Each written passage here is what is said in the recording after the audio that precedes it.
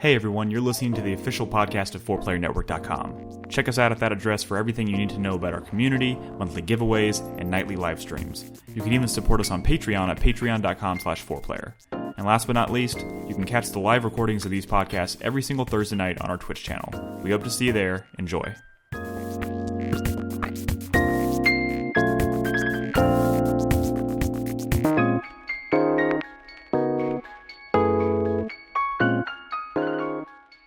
Everybody, welcome to 4Player Podcast, episode 728. My name is Chris Guthridge, and I am introducing this episode tonight. Joining me this evening are Chris Davis. Good evening.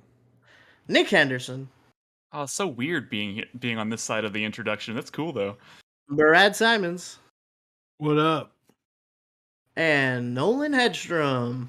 Hey, how's it going, everybody? Hey, all right. Tonight we got a good lineup for you, folks. We're going to be talking about Diofield Chronicles, Call to the Lamb, Ex-Zodiac, and Dead Island 2? I had to look that up. Yeah, that's weird. That's like a develop. Brad, I knew Brad was going to try and shoot us down from talking about Dead Island 2, but that shit that's like breaking news, and it is weird. And we don't have to spend a ton of time talking about it, but I definitely want to mention it. Well, I do want to correct you, Crispy. It's not Diofield Chronicles.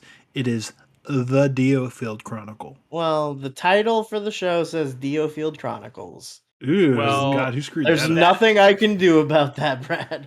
I wrote that because I have a character limit when I'm setting the titles. That's true. You know, these descriptions are designed to bring people in. I don't think they're going to turn away just because we forgot the article the.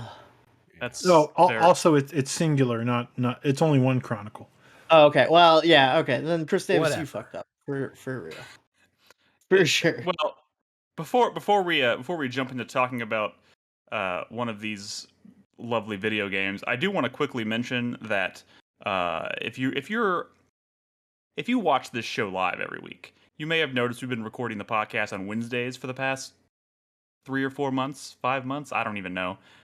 Next week, we're going back to our usual Thursday. This was always a temporary shift. Wasn't sure when it was going to switch back, but it is officially happening. So if you're listening at home and you'd like to watch our show live, just know that next week we'll be recording on Thursday, which is, what's the date? What's the day next Thursday? 25th, August 25th. Hold on a second, not Nick. 24th. This is a test to see who our true loyal listeners are. You're telling me this show's recorded live? In front of a Twitch audience? Yes, that's correct. Wow. So is there stuff that happens off the show that if you just listen to the audio podcast, you don't get to see or hear? I mean, our faces emote and move, our mouths move, and we play footage, we roll footage when we're talking. Is that what you're getting at? No, I mean like before and after the show, dude. Oh, yeah, we like to dick around. Yeah, sometimes we just talk and it fucking sucks. Yeah, sure. That's also You're true. not wrong. You never really know what you're gonna get. But yeah, like for instance tonight we've been live since about 8 o'clock or 8:05 or so. We've been talking about horrible reality shows and. Oh, but there was a really cute anecdote about Brad's son Henry that you missed if you weren't here live. And we're not. And it was a good one. Yeah. We're not going to repeat it here because you missed it. There was one guy who everyone thought was Steven Spielberg's son, and he turned out to be Chuck Norris's grandson. They weren't even close. Not even. And considering we talked about that before we started recording, that's going to make no sense to people that are listening to this. That's the point. That's the fucking beauty of it. It's funnier when you don't know what I'm talking. So that's why you tune in live to 4pp.tv. Exactly. Yes, that is what we were in a roundabout way getting to, Chris Davis. So thank you for that. But anyways, like Crispy said, we're succeeded. We got lots to talk about tonight. I want to quickly mention last week we did a bonus episode. We did our top 3 RPG parties. That episode is available now on all podcast streaming services. Is it up on YouTube, Chris Davis? I can't. No, I don't think I've been putting the pluses on YouTube. Okay. Boy, is it controversial? Mine weren't in order. There was some spicy takes there. So, if you like, spoil it for me. What was the best party? The best party. I mean, The best party. It's a top 3, right? So we all have our favorites. Yeah. So there's a number 1. No, for each of us. It wasn't Chris Davis's. That's all I remember.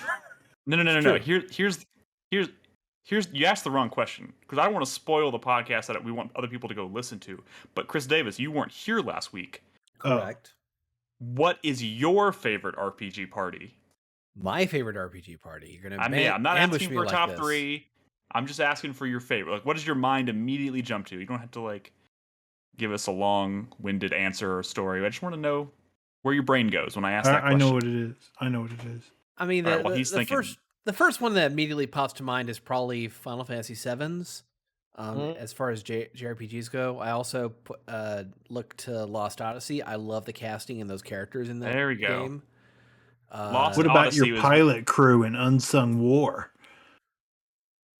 Unsung War? Brad, I just threw out a random Ace Combat game. But your first choice, Final Fantasy VII, great party, obviously. A little bit of a safe choice, but Lost Odyssey did not come up last week. Great choice.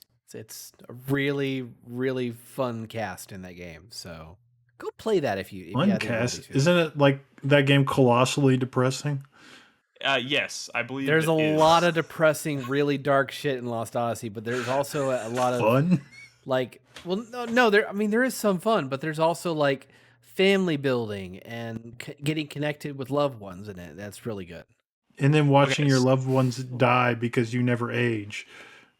Yeah, I mean that is part of the plot. He may have used he may have used an odd descriptor for it, but it still can be a great party, even if it's also a depressing party.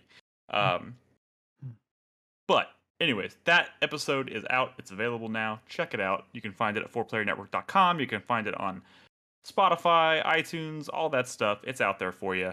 And lastly, I want to mention the Revival Club. We've been running a poll. We've been gathering nominations because this is going to be a community bracket for the next game. I'm putting together the brackets right now based on everybody's nominations. So I'll announce that sometime this week when I kind of get that figured out. We have about 15 or 16 nominations out there. So some pretty good ones. Anything exciting or anything got you nervous? You hope it doesn't win? Well, here's the thing. Here's the odd thing is that, when I pitched this to everybody, I was like, you got to think about, you want your game to win. You want your game that you nominate to climb through the ranks and have a chance of winning, right? And some people chose made some inspired choices, I would say, but that choices that I think personally have very little chance of actually winning. Well, that's not very nice. I mean, I'm just saying, like you got to look at it in terms of like when you pair it, it's going to inevitably be paired up against something else, and it's just like I just don't know. I'm probably if I hope the interesting thing wins. If like Dead Space wins or some shit, I'm gonna be so sad. Dead Space is not one of the nominations, but I think Diablo 2 is on there. I know Diablo is on there. I'm pretty sure it's Diablo 2. And for someone like me who has never played a Diablo game, hey, no, you're not allowed to like it's so random that people are going to get wind of you wanting something to win, and they're going to start voting for it. So don't. Oh yeah, you can't. All right, well, throwing Diablo 2 in the trash. If Diablo 2 does win, though, can we play Resurrected? I think that's what the goal was, but honestly, we aren't too keen on Diablo or Blizzard these days, so fuck Diablo. Sure. Anyways, we're still putting the bracket together. I have no idea how it's going to shake out. I'll let everybody know when I have that all sorted out. So keep your eyes peeled for that. I'll post it on Patreon and Discord, on Twitch, or not Twitch, Twitter, when I have that all sorted out. So thank you to everybody who nominated and is participating in that. And I think that's it for housekeeping. So let's talk about video games. I want to start tonight with one. It was funny. Yesterday, because I wasn't sure where we are. I wasn't sure who was going to talk about what on this episode. I was trying to kind of get a feel for it. And I knew Cult of the Lamb just came out. And I was like, I've started it, but I'm not very far. And at this time, I was only like 45 minutes into it. So I was like, hey, Nolan, have you started Cult of the Lamb yet?" And he's like, "Oh, I'm only about 12 hours in." So, take it away, Nolan. I mean, yeah, it is a fantastic game. I'm digging it. If you've never heard it or seen it, I would liken it to a combination of Hades meets Binding of Isaac meets Animal Crossing. It is like, but with a satanic overtone, and the art style of Don't Starve. That's the beauty of it. I love how you layer the satanic after you mentioned Animal Crossing. That's fantastic, and it's totally accurate too. That was a me-style description of a game there, by the way. Yeah, that was very Chris Davis of you, but yeah. Well, so what I will say, the one of the best ways to describe this game is addictive. If you've played something, I would liken it to something like Stardew Valley, where it is very addictive. You just want to play another day. You just want to play another day.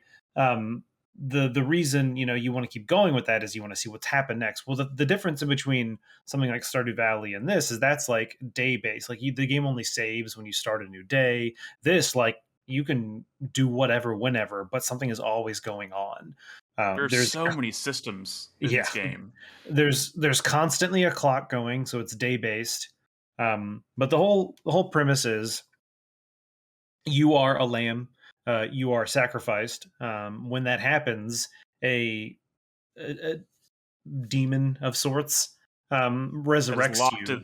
That's locked in the underworld or something. Yeah. Like resurrects you and then wants you to start a cult. Start a cult to worship me. Kind of, you're going to be my leader for this cult, and that's how it starts. So you keep gathering more followers to start this loop. This endless loop of they give you devotion, which allows you to make your cult stronger by it's an up. There's multiple trees in this game. So the base one you could say is your cult's base. You get more upgrades. So you get beds for your followers, so they don't have to sleep on the floor. You get kind of like a mine, so they can get stone for use upgrades. You can get like a farm, so they can plant bushes or berry bushes or pumpkins or stuff for food. But then obviously the more followers you have, the more of those people you can use to have make resources happen. But also that means you now need more beds. You now need more food to keep them going. And it's this loop.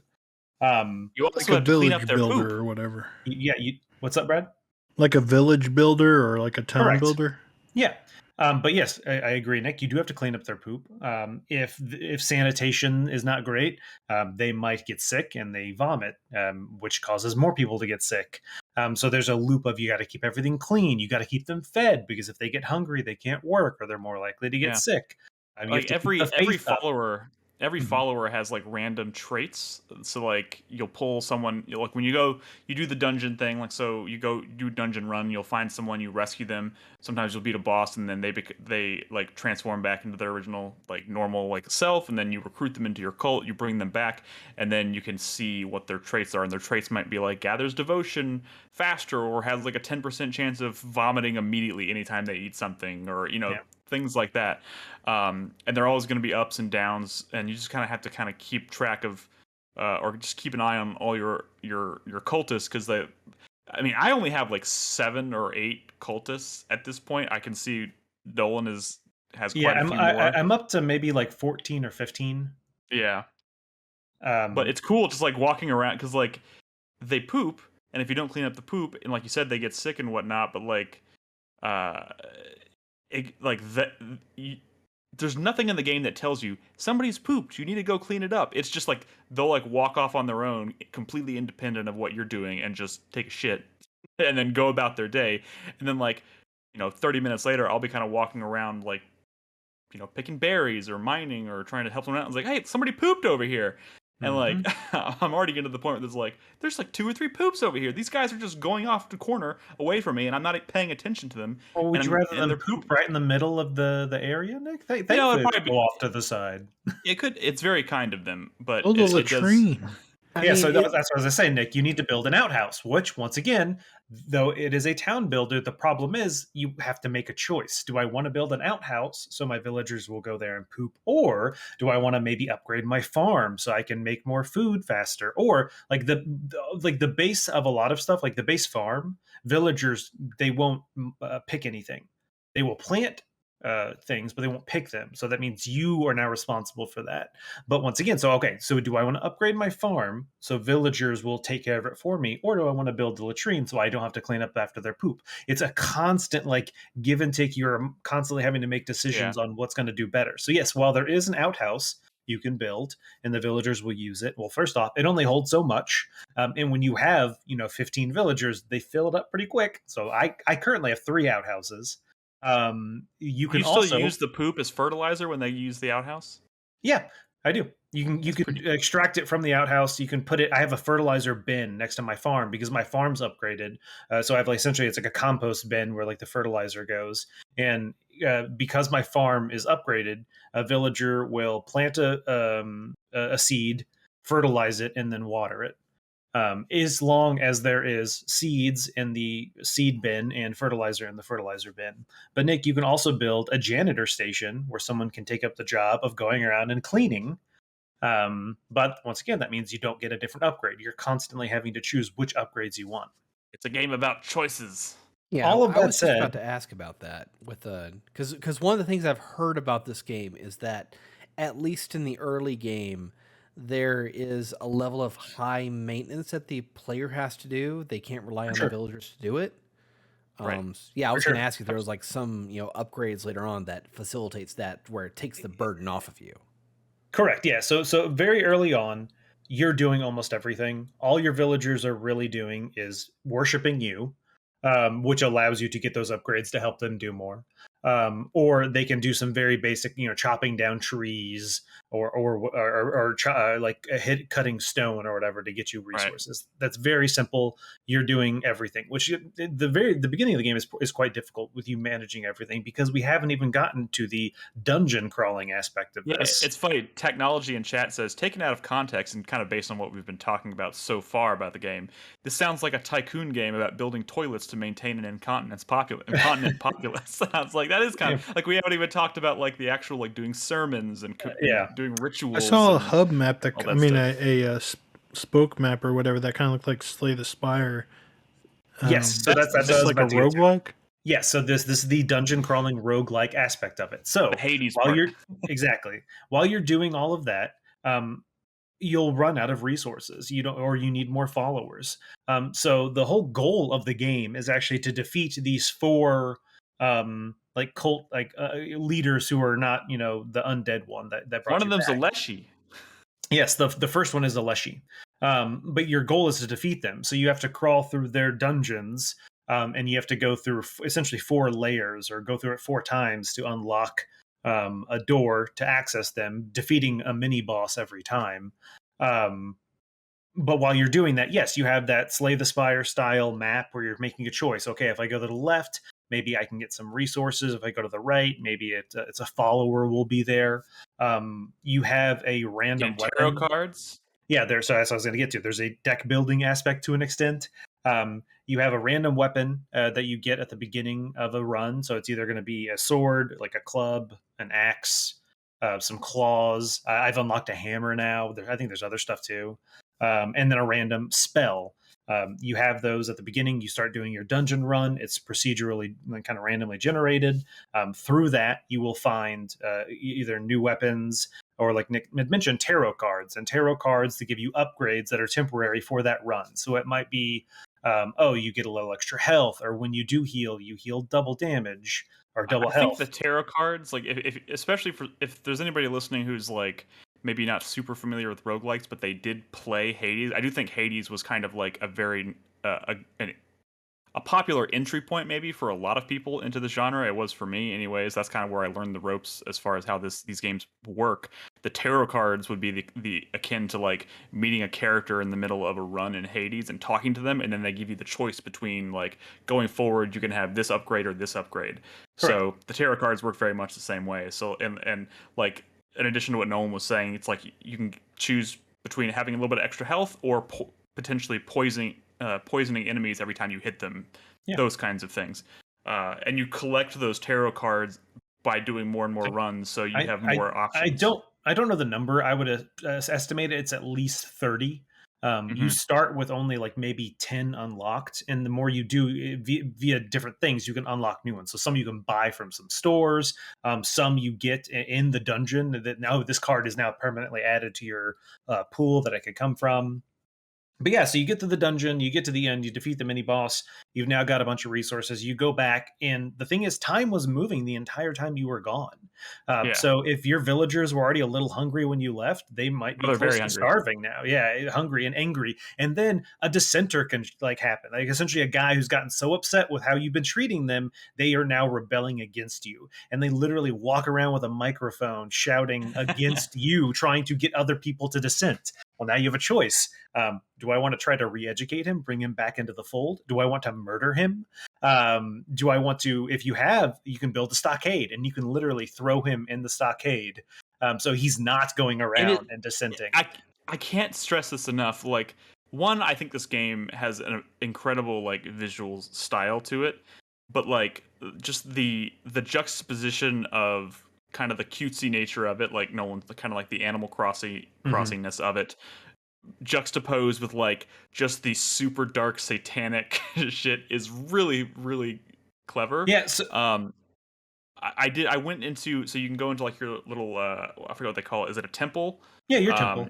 Yeah, where you can do like sermons, which will build up your devotion or faith and stuff like that. But you can unlock rituals and then perform the rituals. And then there was one, I forgot what it was called, but it said enlighten. It was like something about raise one of your followers to the next level of enlightenment. And I was like, ooh, what does that mean? And part of me was thinking to myself, like, okay, this is probably gonna kill this follower. Like, I'm like sacrificing them to like get something for it. Turns out that was the case. They rose into like the light came down and they like rose into it and then like exploded into like the shower of like meat, and then you pick up all this extra meat, and then all of your other followers get like a boost in faith. And then the next time I went to the place where you cook food, there was an option there for cooking a meal made of your like that follower's meat, and you can feed it to them. And then it gives them a really large bonus, but it reduces the faith of all your other cultists by like 5 points every time you use it. And I was like, oh my god, that's so clever. And there's nothing that told me to do that. I just kind of like dicked around and experimented and then like discovered that. Yeah. So like it has a really great sense of like just like really clever, funny writing and discovery. So one of the interesting things, so there's a bunch of different rituals you can unlock, from marrying one of your followers, having just like a regular bonfire that everyone just gets a little bit happy. You can call on a fast, so everyone will not eat for 3 days, which is nice, but obviously every ritual either raises or lowers faith. So, when you say, hey, no one eats for 3 days, they don't like that. But obviously, it's one less micromanagement you have to worry about. You don't have to worry about their food for 3 days. It's a relief. There is one that's called like the Day of Rest, where you can essentially say, hey, tomorrow, nobody do anything, which gives you a huge boost in faith, like 80 plus faith, which is almost like the maximum amount. So it's like almost like oh shit, everyone's about to start like revolting against me. Everyone take tomorrow off, and they're like, oh, okay. And like the best thing about that is everyone is like wearing Hawaiian shirts and stuff the next day, and they're all just hanging out. And like I said, there's a very cutesy thing to it. Like what I didn't mention earlier, like when they go to poop, they make this like and they have this like cute little smile, like oopsie, like I made a poopy, and then they kind of like run away from it. Like it's just like a little like cute like little thing that like I said, very much like Animal Crossing style. But there's like pentagrams everywhere and like sacrifice, and it's just like, oh man. Well, yeah, it's everyone comes for the sermon, and they're all like, oh yay, yay, and then you're like, all right, now let's sacrifice this follower, and everyone puts on their hood, and they're like, and like they're like fucking tentacles come out of the ground and like grab a follower and rip him in half, and shreds of meat and stuff go everywhere. Dude, it's fucking awesome. So in the footage that you were just showing, it was just showing you indoctrinating a follower into. I guess that's like a job assignment thing. Correct. Do the followers, when they come in, are they just blank slates, or do they have like stats to them that can change? They have or... randomized traits. Yeah. Okay. So they will either be, some of them are a sloth, which means they work slower. Some of them are like more gullible, so their faith gets raised easier. Some of them are more pessimistic or like kind of doubtful, so that it's harder to level them up. So the thing is, every follower is going to die. They only live for so many days. They die once Nick's probably not here yet, but once you get going, they will be dying pretty quickly because you're constantly bringing new people in and the old people are dying and going out. But that also makes decisions you want to make, like, sometimes you want to sacrifice them before they die because people might get upset if they die. But there are some kind of not the rituals. What are the other ones called? There's sermon, ritual. Oh God. It's like a cult. It's like a cult, like decree. And you essentially can make these decisions, and that affects everyone in your population. Like, so, but all of those, you have a choice. So there's like 5 different things. There's Thank you, persuade. Yeah, doctrines. Thank you, persuade. Yeah, doctrines. You have a doctrine that you decree. So there's 5 different ones. There's like law and order. There's like worship. There's like sustenance. There's like all this different stuff. And every time you level one of those up, you have to choose. Do I want this or do I want this? And like for old people, it might be, hey, everyone respects old people more. So the more old people you have, the more faith goes up. Or the other one might be, you don't really like old people, so you don't want to see them die. It's like everything's kind of like a 50-50 type deal, which makes you decide, hey, I want to go down this path of whatever. Like one of them is like, you can bribe your followers once a day, which means you give them a little bit of money and that raises their faith. Or once a day, you can ask your follower for a little bit of money. So you get to choose which route you want to go down. I went with depending on what you choose, it might make your life a little bit easier, a little bit harder. But if it's a little bit harder, the payoff down the road might be more beneficial, if that makes sense. Correct. But there's not necessarily a system, let alone an incentive built in to like bank followers and keep them alive as long as possible, because they're going to die after just a few days, you said. Correct. And I would say they probably live maybe like 20, 30 days, something like that. I was the thing is, once you start this, mm-hmm. because like, does your space for the actual cult grow? Because it's actually a relatively small space. I was like, this has to get bigger at some point. Like I said, I think you get to a flow state where you meet equilibrium, where you can't like bring in more followers than you have dying. Like in my current game, I have like 3 or 4 old people, which means in the next couple of days, I'm going to have 3 or 4 deaths. Yeah. I think it gets to a point where you will almost be like, oh crap, I need to go get more followers because like they're dying. What's up, Crispy? I want to jump off what Nick's saying there, because that's what I was alluding to earlier when I said maybe Rollerball has something in common with another game we're talking about tonight. You mean Rollerdrome? Yeah, Rollerdrome. Sorry, I keep thinking of that movie, Rollerball.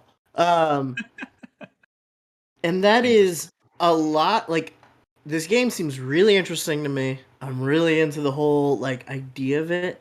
But when I went to go like read reviews, they were all really positive. But the ones that were like not just, yeah, it's a lot of fun, like, we're saying really cool mechanics, great gameplay, but there's like almost no depth to it. Like, you just kind of, it gets really repetitive pretty quickly.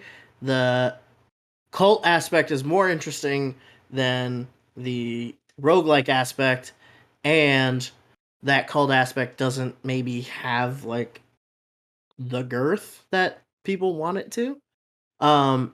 And I don't know, like, I don't know what to think, and I was just wondering if maybe you had some insight into that, because, like, honestly, I looked at the Steam page, and, like, a lot of the positive reviews are, like, 6 hours played, 3 hours played, 5 hours played, 10 hours played, like, yeah, so, like...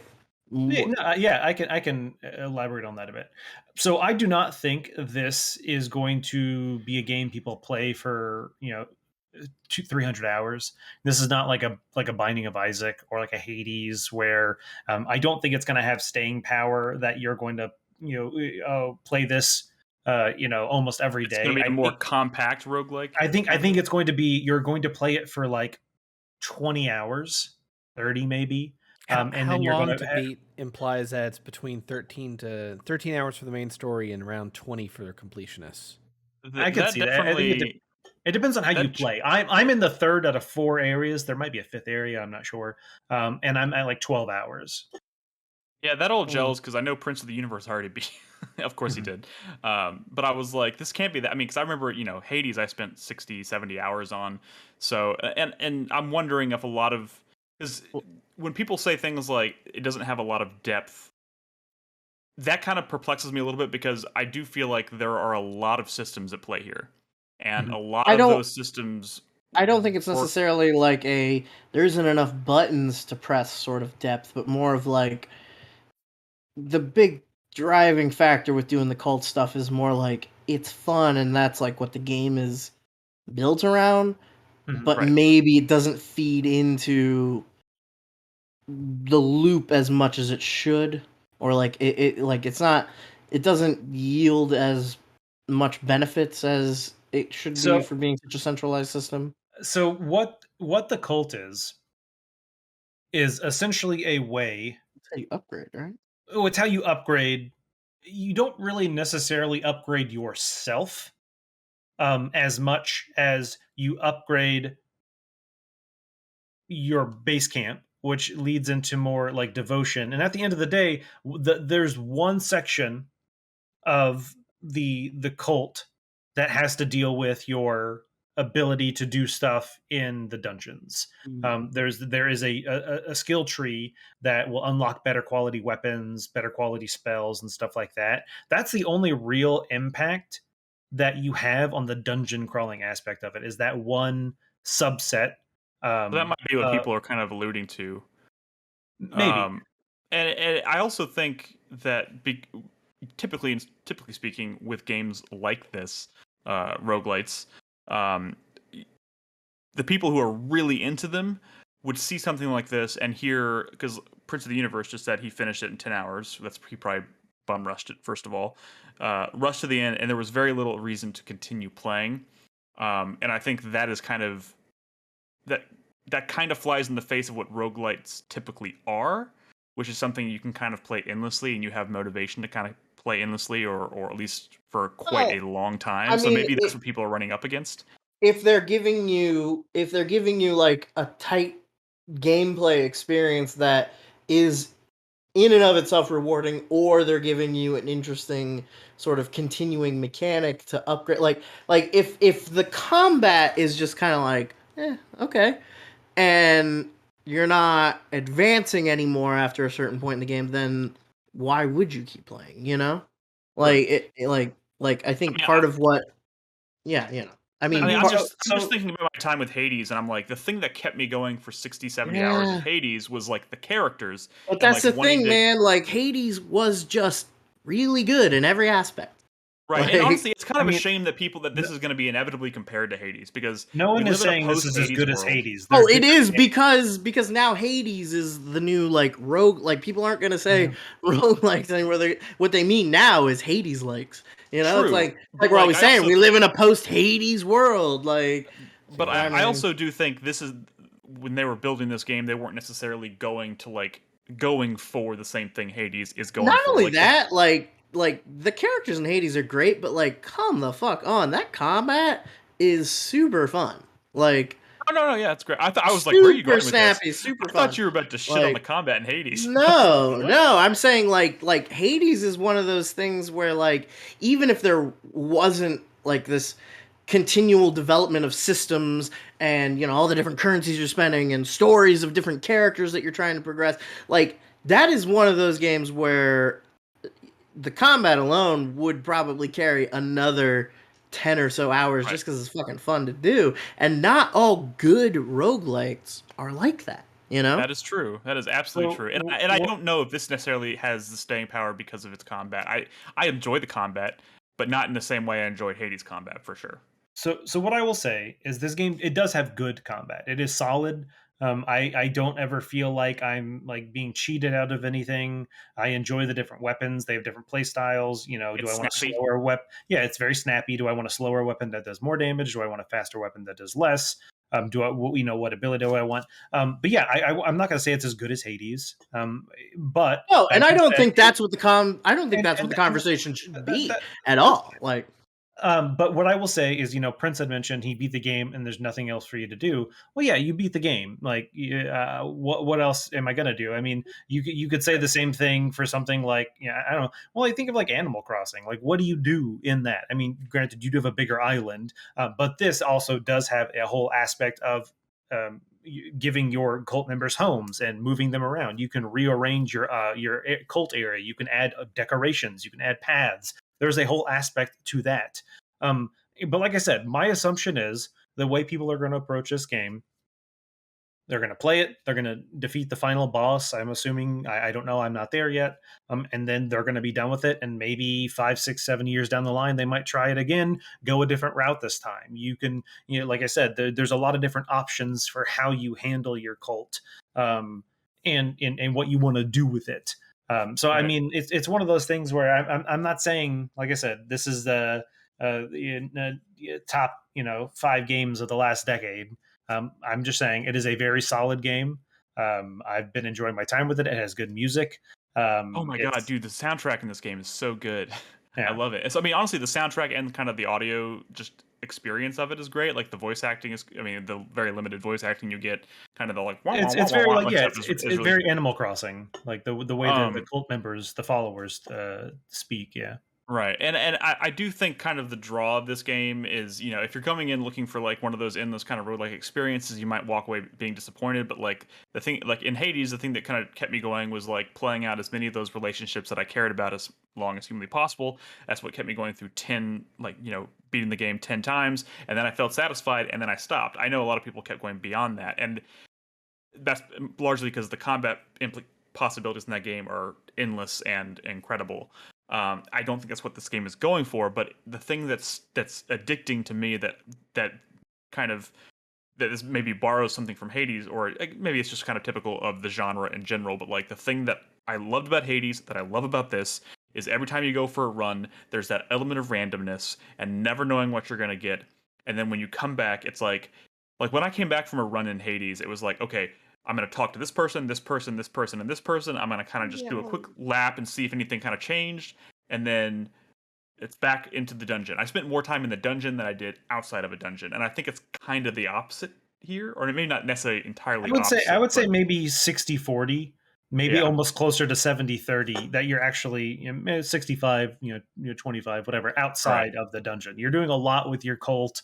Interacting with them and stuff like that. That being said, I do think you can probably spend a lot of the time in the dungeon. It's just, like I said, it's one of those things where if your cult is not thriving, you are not getting those upgrades to give yourself better weapons and stuff. I'm sure you can probably go through this game. Oh, sorry, no, that is a lie. The main reason you have to increase the size of your cult is to unlock the next area. You have to have X number of followers. So if you do not have a prosperous cult, you cannot unlock the next area. So you have to have at least X number of people. They could all be starving and almost dead. As long as you have them, you can unlock the next area. And that maybe kind of plays into the quote unquote shallowness of it a little bit. But I do want to emphasize that even if these comments about it not being necessarily the deepest, but like there are lots of systems at play here, and they're all moving all the time. So you kind of have to keep an eye on everything and think about everything, and nothing ever stops for you. So because of that, the world feels like there's always something to do, and I'm really enjoying that aspect of it. Wait, you're playing it too? Yeah.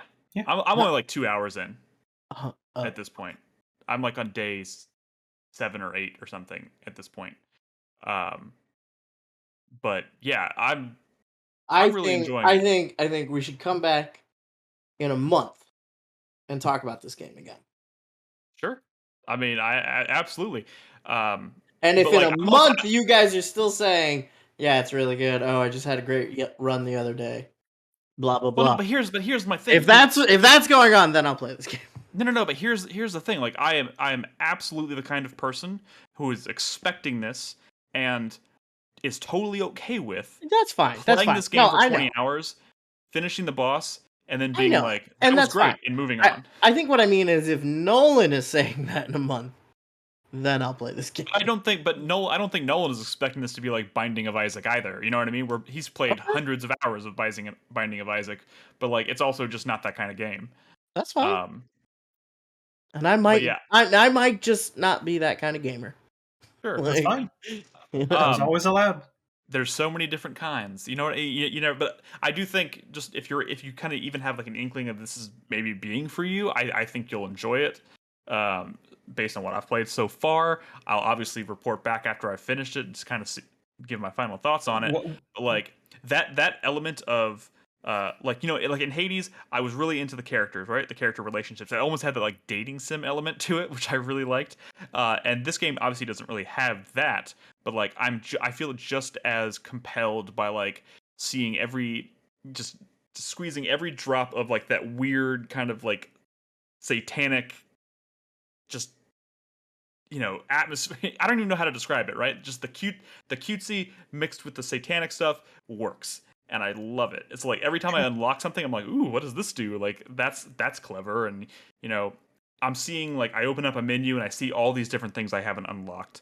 And like I'm really excited to get to that point and kind of see what shape my cult and my village takes by the end of the game. Even if I know it's all in service of just getting to that final boss, finishing it, and then never touching the game again. Doesn't seem like that big of a deal to me. But like I said, sure, we'll have to revisit it after we finished it. It's definitely kind of a surprise for me. All right. So Brad had to step away for a few minutes, clearly. So we'll maybe talk about his game. He's going to catch back up with us in the second half. Yeah. So for now, I know, Chris Davis, you had a game you wanted to mention tonight. Yeah. I've never heard of this game. And a quick mention on top of that. Yeah. Cool. And I have a couple very, very quick mentions. So. Okay. Well, I guess I'll go next then. Go for it. So I finally sat down and played through the early access version of Ex-Zodiac. You say finally, like we're like waiting with like I've never heard of this game. Well, there was a Steam Next Fest demo back in June of this, and this was a Kickstarter project that launched I think a year and a half, 2 years ago. I saw this and I was like, is this Jet Slalom? No, this is a developer's take on classic 16-bit Star Fox. Yeah. And I have to stress that their emphasis in this game is 16-bit classic Star Fox, not 64 or any of the other variants that came afterwards. So you're just going down these corridors, killing enemies from the same perspective, the same style as you had way back in the day. Prince of the Universe says legally distinct Star Fox. Legally distinct Star Fox. It really is. It's very much going for that classic, very low poly presentation of the original Star Fox. With human characters, though. That's important. Human characters. Well, no, there's all sorts of characters. You just happen to have like one of your primary characters happens to be human. But that's really neither here nor there. This is 115% classic Star Fox, at least as far as it goes to like the basic experience of it. The early access version of this only has 7 levels, I believe. They're all in one singular, direction. So you can't, kind of like you could in the original Star Fox N64, kind of find secret gates to other worlds and paths to eventually get to Venom. So that's probably going to be an aspect of the eventual final product, because there is a mission map that seems rather robust for what it is. But I don't know. This is actually, I like this, and then I have problems with this game. I'm a big fan. Sounds like Star Fox and I'm a big fan of classic Star Fox. I really enjoyed that original game. As hard as the B and C routes were, I always tried them, even though I always sucked at them. I absolutely adore Star Fox 64. That is a tremendously fantastic game. And this wants to be somewhere in between without advancing to the 64 level style mechanics. It's almost like they looked at what those prototypes for Star Fox 2 were that eventually became those mechanics in 64. But they were like, let's not do that full 3D thing. Let's just keep it classic. And it does look clean and crisp, and I kind of like that. It's very clean, very crisp. It's got that kind of Mode 7-ish 3D perspective going on that's really nice. But it does have some problems to it. For one, Star Fox 64 succeeded, or Star Fox the original succeeded, in allowing you time to understand what was going on because it was such a low frame rate. That was a 12 to 15 frame per second game back in the day. Even in the emulation versions, it keeps that basic same frame rate going. And that's part of just because it was early technology, they could only do so much at the time. It was revolutionary for what it was. Right. It's 2022 now. That we're generations past that at this point. And the game wants to run at a solid 60, which is great. But the drawback of that is that it has that added benefit of being able to handle a lot of enemies on screen at once. But at the consequence of that is that when it tries to expose dialogue or give you story, you don't have time to read that stuff. And unlike Star Fox 64, which was fully voiced English work, these are mumble voices. So you really have no time to understand what they're saying and actually get a grip for the story for a lot of this game. That's weird. If you're gonna make a game like this but run it at a higher frame rate, which you obviously would want to do given modern times, like you would everything else about the game would have to be balanced around that, including how it delivers story to you. So I'm wondering if they're planning on adding like voices later, like non-mumble voices. But if they already went through the trouble of making mumble voices, it's probably what they're sticking with, huh? I honestly think that's what they're going to do. They've got to figure out a way to address that, in my opinion. I need to pause time so you can read. The other thing is that this is a entirely solo experience. You don't have wingmen with you. So you don't have those dynamics with your companions, really. Like rescuing in the middle of combat, or they come to your rescue in the middle of combat. That offers you alternative routes and other things to explore in a level. So you're just playing through from start to finish with no real way to unlock alternate routes, which is a little disappointing for what you would I will say this, expect. I really wasn't expecting the next level that loaded in the footage to be like, now it looks like F-Zero. Now you're like on a motorcycle, like on the streets, which it's cool. That kind of thing I don't remember happening in Star Fox, so that's nice. Well, I mean, it wasn't a thing in Star Fox, but it was a thing in Star Fox 2 and then in 64. Yeah. Like I said, this is like, it's taking that basic classic Star Fox experience, looking forward at what happened in the sequels and translating that back down retroactively to that original game. So in a lot of the levels you are playing as a starfighter in a up, down, left, right kind of back perspective, shooting things like normal. And then there's some levels where you're on a jet speeder bike on a highway on this cyberpunk future world, shooting at corrupt cops and stuff, things like that. And there are even unlockable, kind of hard to parse and find the way to access secret levels, in which it's basically, and you're going to see it in a minute, it's basically you playing their version of Space Harrier. If you've ever seen what that game is, and you'll know it when you see it too. Vaguely. So it's basically you're flying around the same kind of way as the standard mode of the fighter, but you're strapped to a jet engine and you're just kind of dodging obstacles and shooting enemies that come at you. Harrier, once you see it, you'll understand. Space Harrier is that mini game in Yakuza, right?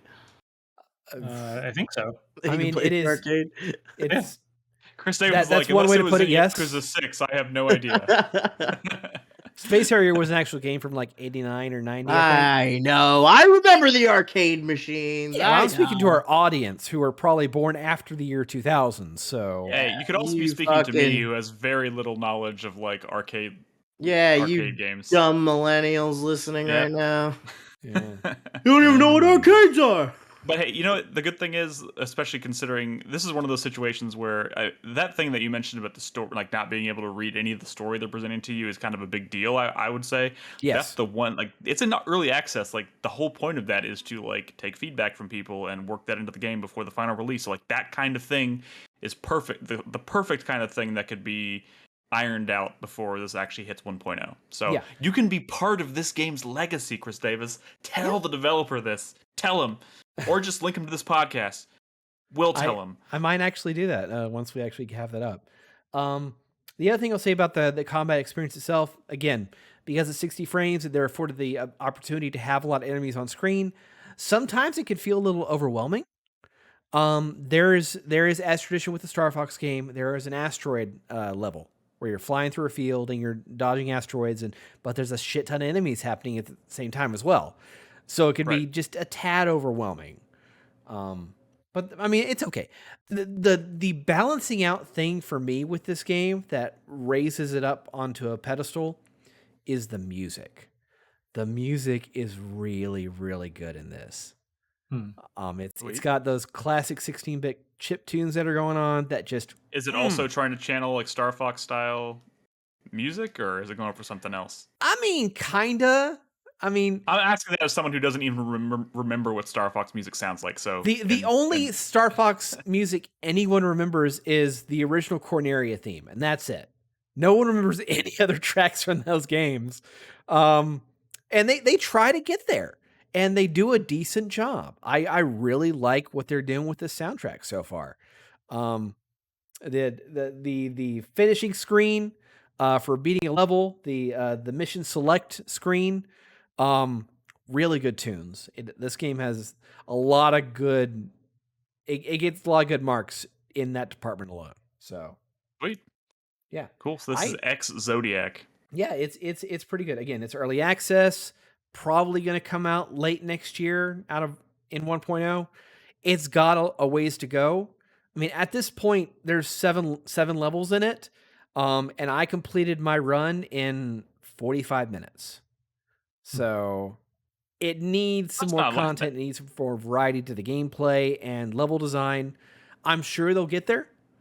But that's not far from like what was kind of typical of getting through a run in Star Fox, right? I mean, unless I'm misremembering, like I know no, that's entirely true. Content, an average run of Star Fox was probably about an hour and a half. But the thing about that was that you had those alternate routes, you had those secret routes, you had those hidden unlockable levels. So there was a lot of replay value to Star Fox games. Right now, because it's early access, you just don't have that. So, gotcha. Yeah, I like it. I really would encourage anyone that's a fan of those classic games to check this out. Cool. Thank you. All right. Before we cut to break, sorry. What? Go ahead. I also, I kind of want to bring this mention. Up. Yeah, I do have an honorable mention. It's a game that, sticking with our game with Brad to guess the old ass fucking video game that everyone else has played that I finally got around to. That happened very recently. I actually played through for the first time Metal Gear Rising. Oh, Revengeance? Yeah, Revengeance. You didn't play that back in the day? I played the demo back in the day that they put out, and I couldn't wrap my head. You played Metal Gear Survivor. Yeah, he couldn't stand being the only person who had played Metal Gear Survive and hadn't played Metal Gear Rising. Let me explain, okay? Back in the day when I played that demo, I kind of bounced off it. I wasn't liking what I was experiencing because I did not understand the parry mechanic. That did not make sense to me. It did not compute in my brain. Sekiro, playing that a couple years ago, taught me what that mechanic meant and how to use it. And since I played Sekiro, I've wanted to go back and give Rising a fair shake. And I finally got around to that, and I really enjoyed it. The only thing I lament about it is that it was a 4-hour game. Yeah. Kind of was hoping for more. Yeah, right? Right? Hey, a lot of that going around tonight, right? Did you you were aware of Ripper mode, right? I was kind of aware of Ripper Mode. Like they announced Ripper Mode over halfway into the game, and it gives you a singular tutorial prompt for it, not explaining what it is. And I missed it because I was in the middle of a big boss fight. So like I didn't understand what was going on. I didn't actually accidentally activate it towards like the very end of the game and realized, oh, this is a thing. Okay. All right, Nolan, you're off the hook. The game does a bad job of telling you how that works and how to use it. Years of the joke of Nolan not getting it, and you would have thought like, oh, what's that one thing that they're always ragging on Nolan about when we talk about this game? Yeah.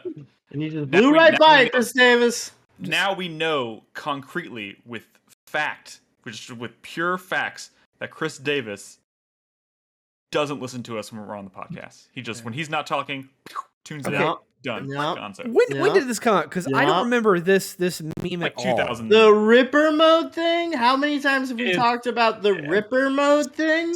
Several times a year for the past 6-7 years. We talked about it so much that when Nick brought it up just now, I rolled my eyes. He did. He definitely did roll his eyes. But you know what? I'm glad I brought it up because, case in point. It's okay. Now we know who's loyal and who's not. Okay, this is all over my head. I had no idea what the fuck you were talking about. Nolan made it to the end of that game without realizing what Ripper Mode was. And Ripper Mode makes that game way easier.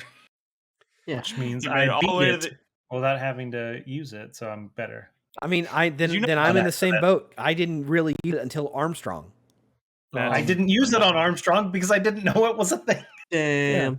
And I only used it on Armstrong because I accidentally activated it. So I used it every fucking chance I got. As did I. The only question I have for you, Chris Davis, now is: did you like it? Did you enjoy your time with Revengeance? I did enjoy it. Again, like I was saying, I lamented that it was a 4-hour game. I wish it was a longer game to experience. I know it has DLC where you play as Wolf and I think Sam as well. I don't remember exactly. I do not recall. I know there's Wolf DLC. I didn't know that. But there's I didn't know it ever got DLC either. It's a weird little game. It's a weird game. But it's a cool little piece of Metal Gear history, I guess. I mean, who would have thunk? Character action game starring Raiden, developed by Platinum Games. Who the fuck would have thought? Yep. That's pretty cool though. Yeah. All right. Before we cut to break, Crispy, do you have anything you want to mention? No. Nolan, do you have anything else you want to mention? Nope, I'm good. All right. Well, real quick, I'll just quickly mention. You can roll the footage for this if you have it set up, Chris Davis. But I talked about it last week. The Mortuary Assistant. I came back. I finished that game. Did you beat it? I beat it. I got all 5 endings. Technically 6. There's a 6th ending that you get for basically failing. That's unique. So I did the whole thing. Really enjoyed this game just from there's kind of nothing else like it. And it's pretty effective. I will say, because, it is one of these games where it's hitting you with lots of random scares and you kind of and you're trying to accomplish a set of objectives. And you're trying to, and I made the mistake because last time when I talked about this, I had only finished, I think, the first ending. And I made the mistake thinking that I kind of had the game figured out. I don't know why I thought this, but I was like, okay, I had to go basically do what I just did 5 times and get 5 different endings, which was kind of dumb of me. I know that now. But as the game progresses, you have to accomplish different objectives. It doesn't tell you what these objectives are. You kind of have to explore and figure it out. And then when you achieve certain objectives, it doesn't tell you, but you have officially unlocked a different ending. So you get a different reaction. You get a different event that plays out when you finish the shift. So the first time through, I was thinking okay, I'm about to get the second ending, but I realized I did the exact same thing the first time, so I got the exact same ending, and I was like, oh fuck, shit. So it actually took me, I think, 9 shifts to effectively unlock all 5 endings, because there is obviously also an element of randomness. For those of you who maybe didn't listen to last week's show or have never heard of this game, you play a mortuary assistant who is working the night shift, and you have to you find out that you have just been entrapped by this mortician, and you are now helping him in his battle against this demon who has been haunting him his entire life. And the demons infect the bodies that come into the mortuary, and you have to identify. You have to figure out the name of the demon, and essentially exorcise the demon by the end of the night. But you have to figure out the name of the demon and which body it is inhabiting, and then burn a body. And that's kind of like the 10,000-foot view of it. What's up, Crispy? Viruses infect people. Demons possess people. What did I say? You said infected. I said it. Sorry. Yes, you're right. Correct. The demon possesses one of the 3 bodies that comes into the mortuary. You have to determine which body it is. There's only 3 bodies? Oh, because it's just like one night. Yeah, one night, 3 bodies per night. Which body is it? It changes. It's random, Crispy. Random. Which body was it for you? You have to look for subtle hints. You have to just kind of, because as the night progresses, you're doing all the things the mortician does. So you have to embalm the body and file reports and prepare for autopsy. Do they make you do like the like long spike thing that they shove up in there to like puncture all the organs? Yes. Well, you have to jam it in there and fill the cavity with fluid. You have to drain the body of blood and then fill the cavity with. And it's so funny when you stick the needle or the whatever that device is called in there. It literally sounds like the sound effect is like a juice box, like you're sucking the juice out of a juice box. So it's so gross, but it's good. So gross. So, anyways, I went through I finally figured out that you kind of have to do different things. I went through all the process. I will say this, it's really cool in that you never really know what's going to happen. It hits you with some really surprising moments and scares, and just kind of like that trippy, like you turn a corner and all of a sudden there's something in the room that wasn't there before, and then it kind of leads you into like a void. You know, like you'll go into like the morgue, and now there's like double doors on the floor that you can go into. Fucking pisses me off about you, Nick. Like, you will play a game like this and just have a grand old time. Just have a dandy old evening of getting scared and dead bodies and demons, and you're just like, oh yeah, I like this game. But you won't watch something like The Rehearsal because you're afraid of feeling awkward. You're right. You're right, Crispy. Shit. You're right. You're absolutely right. I see the error of my ways. All right, Crispy, I promise you, before next podcast, I will watch the first episode of The Rehearsal. I will never watch you. I will never ask you to watch a single thing ever again if you do. Well, I don't believe that at all, but okay. I will watch the first episode of The Rehearsal for you before next week, and then I will talk about it on this podcast. Nick, I have a question about the Mortuary Assistant. Okay. Are there difficulty levels? No. Okay.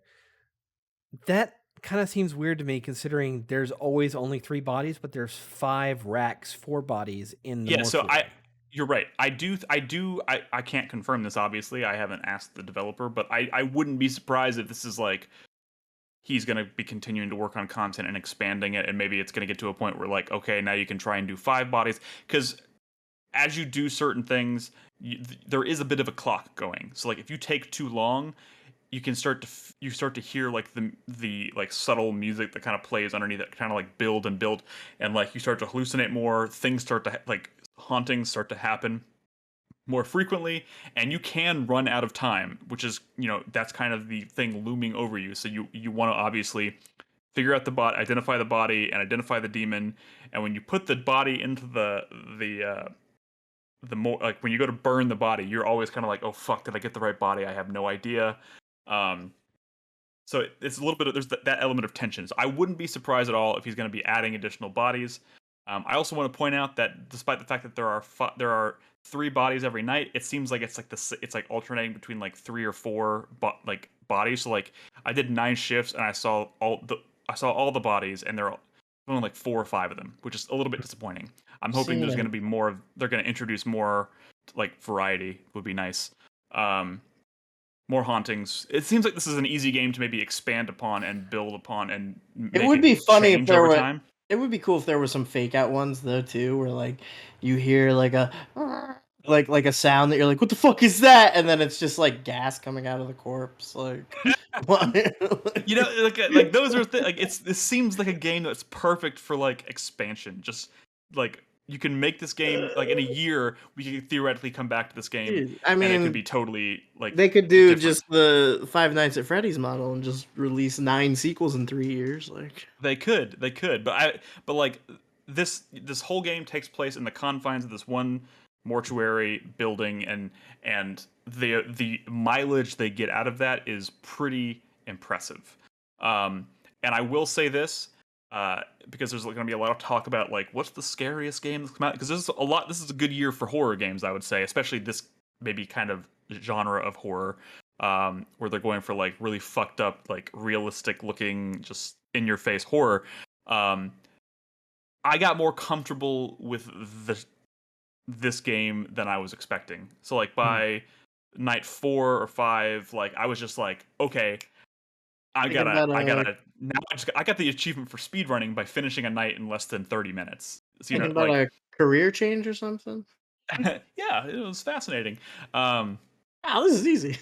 I mean, it is certainly interesting. Like, and the other thing is like, as cool. I love the idea of like embalming the bodies and stuff, and like they have you kind of going through the procedure that you need to do. So but like the first night you do it, you're like, you're fumbling all around. You have to remember where all the tools are in the room. So it's like step 1, you have to wire their jaw shut. So you got to remember where the tools are for that, and you have to go get it out of the thing and then go do it.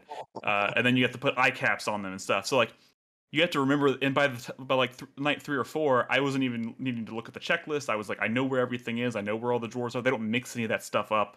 And there's only, it's a relatively quick process. I would have loved them like to get more complicated over time or something. So that was a bit of a bummer, because I think that aspect is really interesting. Hey, Nick.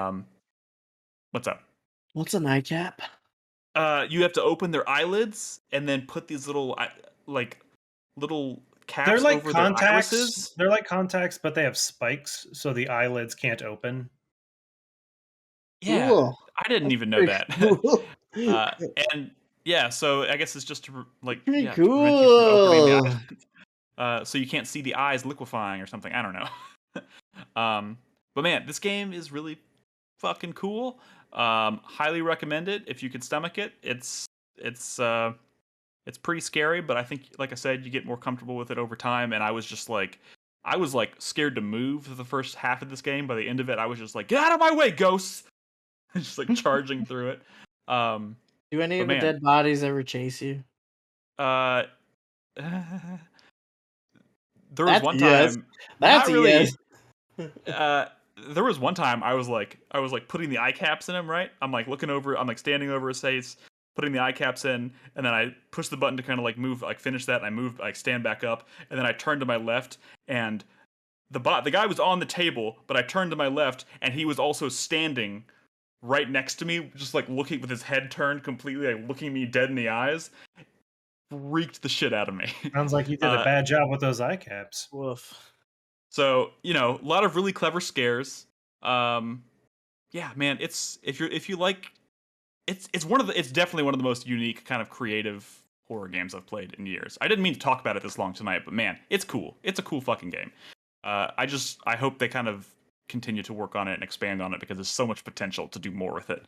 But definitely highly recommend it. All right. Cool.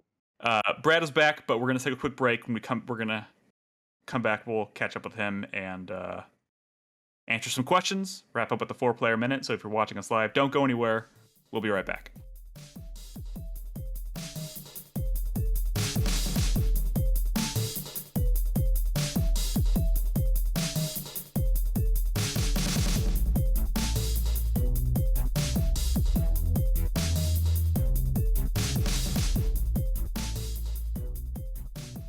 Welcome back to the show, everybody. Brad had to step out for a small parenting emergency during the first segment, so he is now officially back. Everything cool, Brad?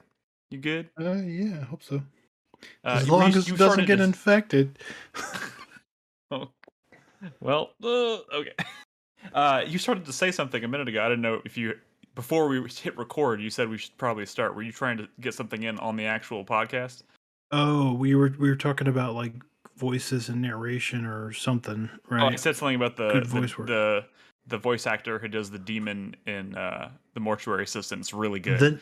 The narrator of the Diofield Chronicle sounds a lot like Geralt of Rivia. I don't know if it's actually him or not, but it sounds a lot like him. Like Henry Cavill? I'm assuming from the Witcher games. I just wanted to get Brad annoyed. People were hyped about that first season, but then I feel like no one even watched the second season. I watched the second really season. Good. Second season's better than the first season. People were upset that they changed Nilfgaard's armor. I thought people were happy that they changed Nilfgaard's armor because they hated it in the first season. They missed it because it looked like a ball sack in the first season, and they missed that. So if you look at the footage of the Diofield Chronicle here, you're seeing this is the new strategy RPG from Square Enix and the developer of games that aren't not Square Enix games. Why does it look like this footage is being recorded off of a screen? This is pre-rendered. I feel like I feel like I'm seeing glare. Weird.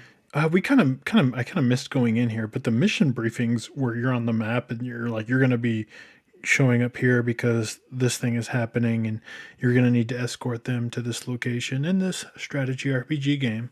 The mission briefings, they kind of pull out and you realize that all the players are kind of there talking out the mission. It's not just like a mission briefing screen. It's like you're over that mission briefing table and they're having conversations about the upcoming mission. And it's like pretty cool. And they're all pre-rendered. Like, is this a demo, by the way, or is the full game out? No. This is one of those demos where the save data carries over. So it's the start of the game. It is the final game because the save data carries over. And then next month when the game comes out, you just continue playing where you left off. It's the whole first chapter, which is yeah, I mean a lot of Square Enix games do that these days, which is I think like best in practice. Like I think everybody should be doing that. That's nice. Like a super awesome way to do a demo. Because usually when they do that, it's like a pretty healthy chunk of the game. And there's at least half a dozen battles in this demo. Anyways, This is a new strategy RPG. But it's like a Tactics Ogre, like a Final Fantasy Tactics, but instead of a turn-based, grid-based tactics game, it's kind of got like a real-time, maybe not like an RTS, but maybe a little bit like a real-time with pause, kind of like a traditional Baldur's Gate sort of thing. Or Pillars of Eternity, if you've played that.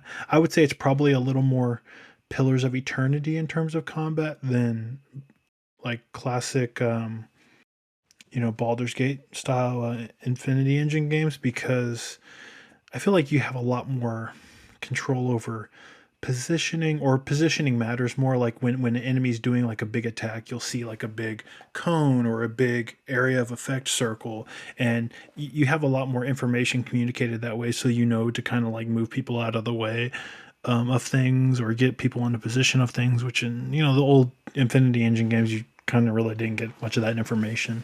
It's kind of why I preferred the combat in like Pillars of Eternity to some of those old games. But this is a Japanese style SRPG. And outside of combat, it is kind of like your typical strategy RPG, but I'm kind of like fond of the presentation of the whole thing. I kind of wasn't expecting much of this game. They showed a couple of trailers earlier this year, and it's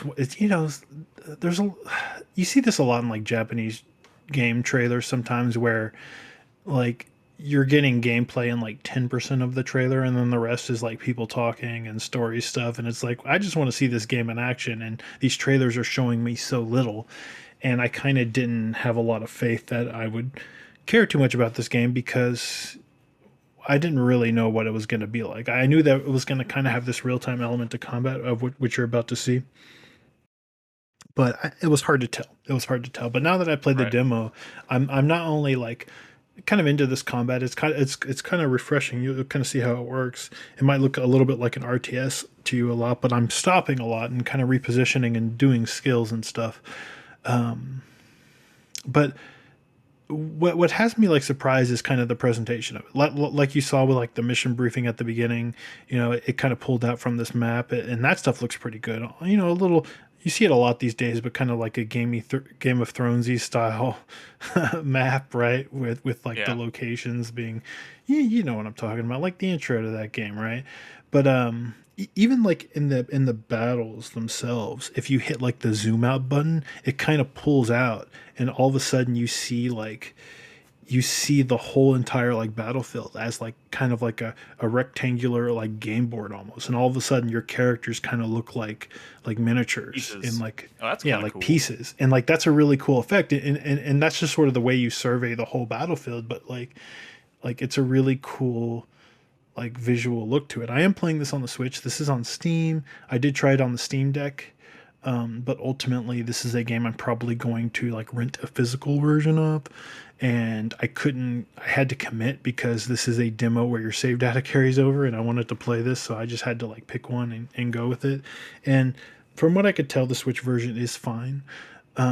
If I had to choose, I probably want to play with mouse and keyboard because this is a little like RTS-y where you're kind of moving your units into specific spots, and like with your archer has like a cone of attack, and you're kind of trying to aim that stuff, and that can be a little weird with console controls. I mean, with controller controls, even if it was a Steam Deck. So it's a little iffy there, and I feel like they're just kind of awkward with the controller settings in general, where it's like, I wish there was just a pause, and there isn't. Like, I mean, it'll pause when you like pull up your skill menu, but you kind of have to pull up your skill menu to pause, and all of a sudden that's kind of obstructing your view of things. I just wish I could like freeze at any moment and really kind of survey the battlefield, and it's hard to, you kind of have to fumble with the controls. They're just a little awkward, but you do get used to them. And I don't know, I mean, it's just nice to play a game that in every way outside of like the actual combat, it feels like a Final Fantasy Tactics style game, but in combat, it kind of plays a little different. It's refreshing, because it's still like that mission structure like you'd see in a Japanese style SRPG, where you're just going from battle to battle with like, set story in between, right? Story, a little bit of story in the maps, right? But a lot of the conversation about, warring countries or whatever, and the politics of such, which is always sort of the background for these games. Can you say about that? Like, is that stuff good here? No, I mean it's fine. I mean, like it's too early to tell, honestly. There have already been like some supernaturally twists that I wasn't expecting, but also kind of expected for this type of game, like undead and giant werewolves, and not werewolves, but like I'm not just fighting soldiers from opposing factions. It's fine. Like I like I was saying, the presentation is like more like a little higher budget than I was expecting, I guess. Like, the game seems fully voice acted outside of like small conversations you have in between battles where you actually take control over your character, like third person style, and you're running around like a castle based kind of thing, almost like Fire Emblem Three Houses, where you're like talking to people and like having kind of like support conversations, and you're actually running up to the shop yourself, or the place where you like upgrade your skills and abilities and stuff. I mean, you're doing that all in between battles, but like those kind of character, yeah, the character portrait art and stuff is good. It's good. Like, if anything, like, it's a little inconsistent. Like, I like some of the visual flair of this game, but then like the character models, when you are like running around that castle, it's like, well, that's not the most detailed thing in the world. And I guess they weren't in like Fire Emblem and stuff, but it might be a little more budget than that. But I'm glad that they tried, right? Because I feel like there's a lot of strategy RPGs where they kind of don't put a little extra into the budget, and I'm kind of glad that they're not really swinging for the fences, but maybe for this kind of developer, who doesn't usually put out like the biggest budget strategy RPGs, like it seems nice. Like I said, a little inconsistent, but I've been kind of impressed by the presentation and stuff. So some of it looks really good. Like some of the visual effects, like when they are kind of pulled out talking about opposing countries and big arrows pointing at each other. That's always what the visual that you see in these types of games. But like, there's like a cool look to it in this one. I like the combat. I'm a little worried about like stuff like balance, right? Like you rely a lot on skills early on, and it almost seemed like I felt really overpowered. But I'm like, I'm playing on hard, and this is the beginning of the game. This game comes out soon. This saved data transfers. This is not like I'm not like tuned up for a demo. This is the video game, and I'm like kind of spamming these skills and stuff and spells, and I'm just kind of like trouncing through the game. And I'm like, well, this seems a little easy. Like, you even have a summon that you can do. It's just Bahamut. It's Bahamut, and he comes out of the sky, and the whole map it zooms out, and he like blasts the whole fucking map, almost like a summon from like Final Fantasy Tactics. Which, I mean, it even looks like the Final Fantasy Bahamut, or like one of them. It's weird, but this isn't a Final Fantasy game. It's just a new IP from Square Enix. So I don't know, but you just have a summon, and it's really powerful, and I feel like you can do it like very often, and I'm like, why do I have this? This feels so strong. They didn't give you like a story explanation for why you had this really powerful dragon summon god attack, but you do. And I seemed really overpowered at some point. until like towards like the end of the demo, when I started to get into some like the harder boss fights. Like there's a boss fight at the end of this map that's like a giant wolf who summons like other small wolves. I think his name is Fenrir. I don't think it's necessarily that Fenrir, but it's maybe they're playing fast and loose with the lore and stuff. But it was a tough boss fight, and I realized as this boss fight went along, and he kept summoning little wolves, like unlike the other battles, like I just sort of ran out of skill points, and when I stopped being able to like spam these really powerful skills. Of which there's some really cool ones, for like stunning enemies, drawing aggro, kind of repositioning and doing like back attack strikes, and like the cavalry unit could like, he can, like a lot of mobility skills and stuff to kind of like charge into battle. There's like cool skills, but as this battle went on, I really couldn't do the skills. I was just kind of like, micromanaging, repositioning. I kept reviving myself because I was getting trounced, and I was like, well, this is hard, but it's hard because now I don't have all these overpowered skills to rely on, and I'm just sort of like trying to keep my head above water, and it felt really a little imbalanced. So let me sum this up. There's a lot of cool, fresh ideas. Like, I feel like I'm playing a strategy RPG that I've not played before, but I don't know if I trust the developer to kind of like make a fine-tuned experience like I kind of want or expect.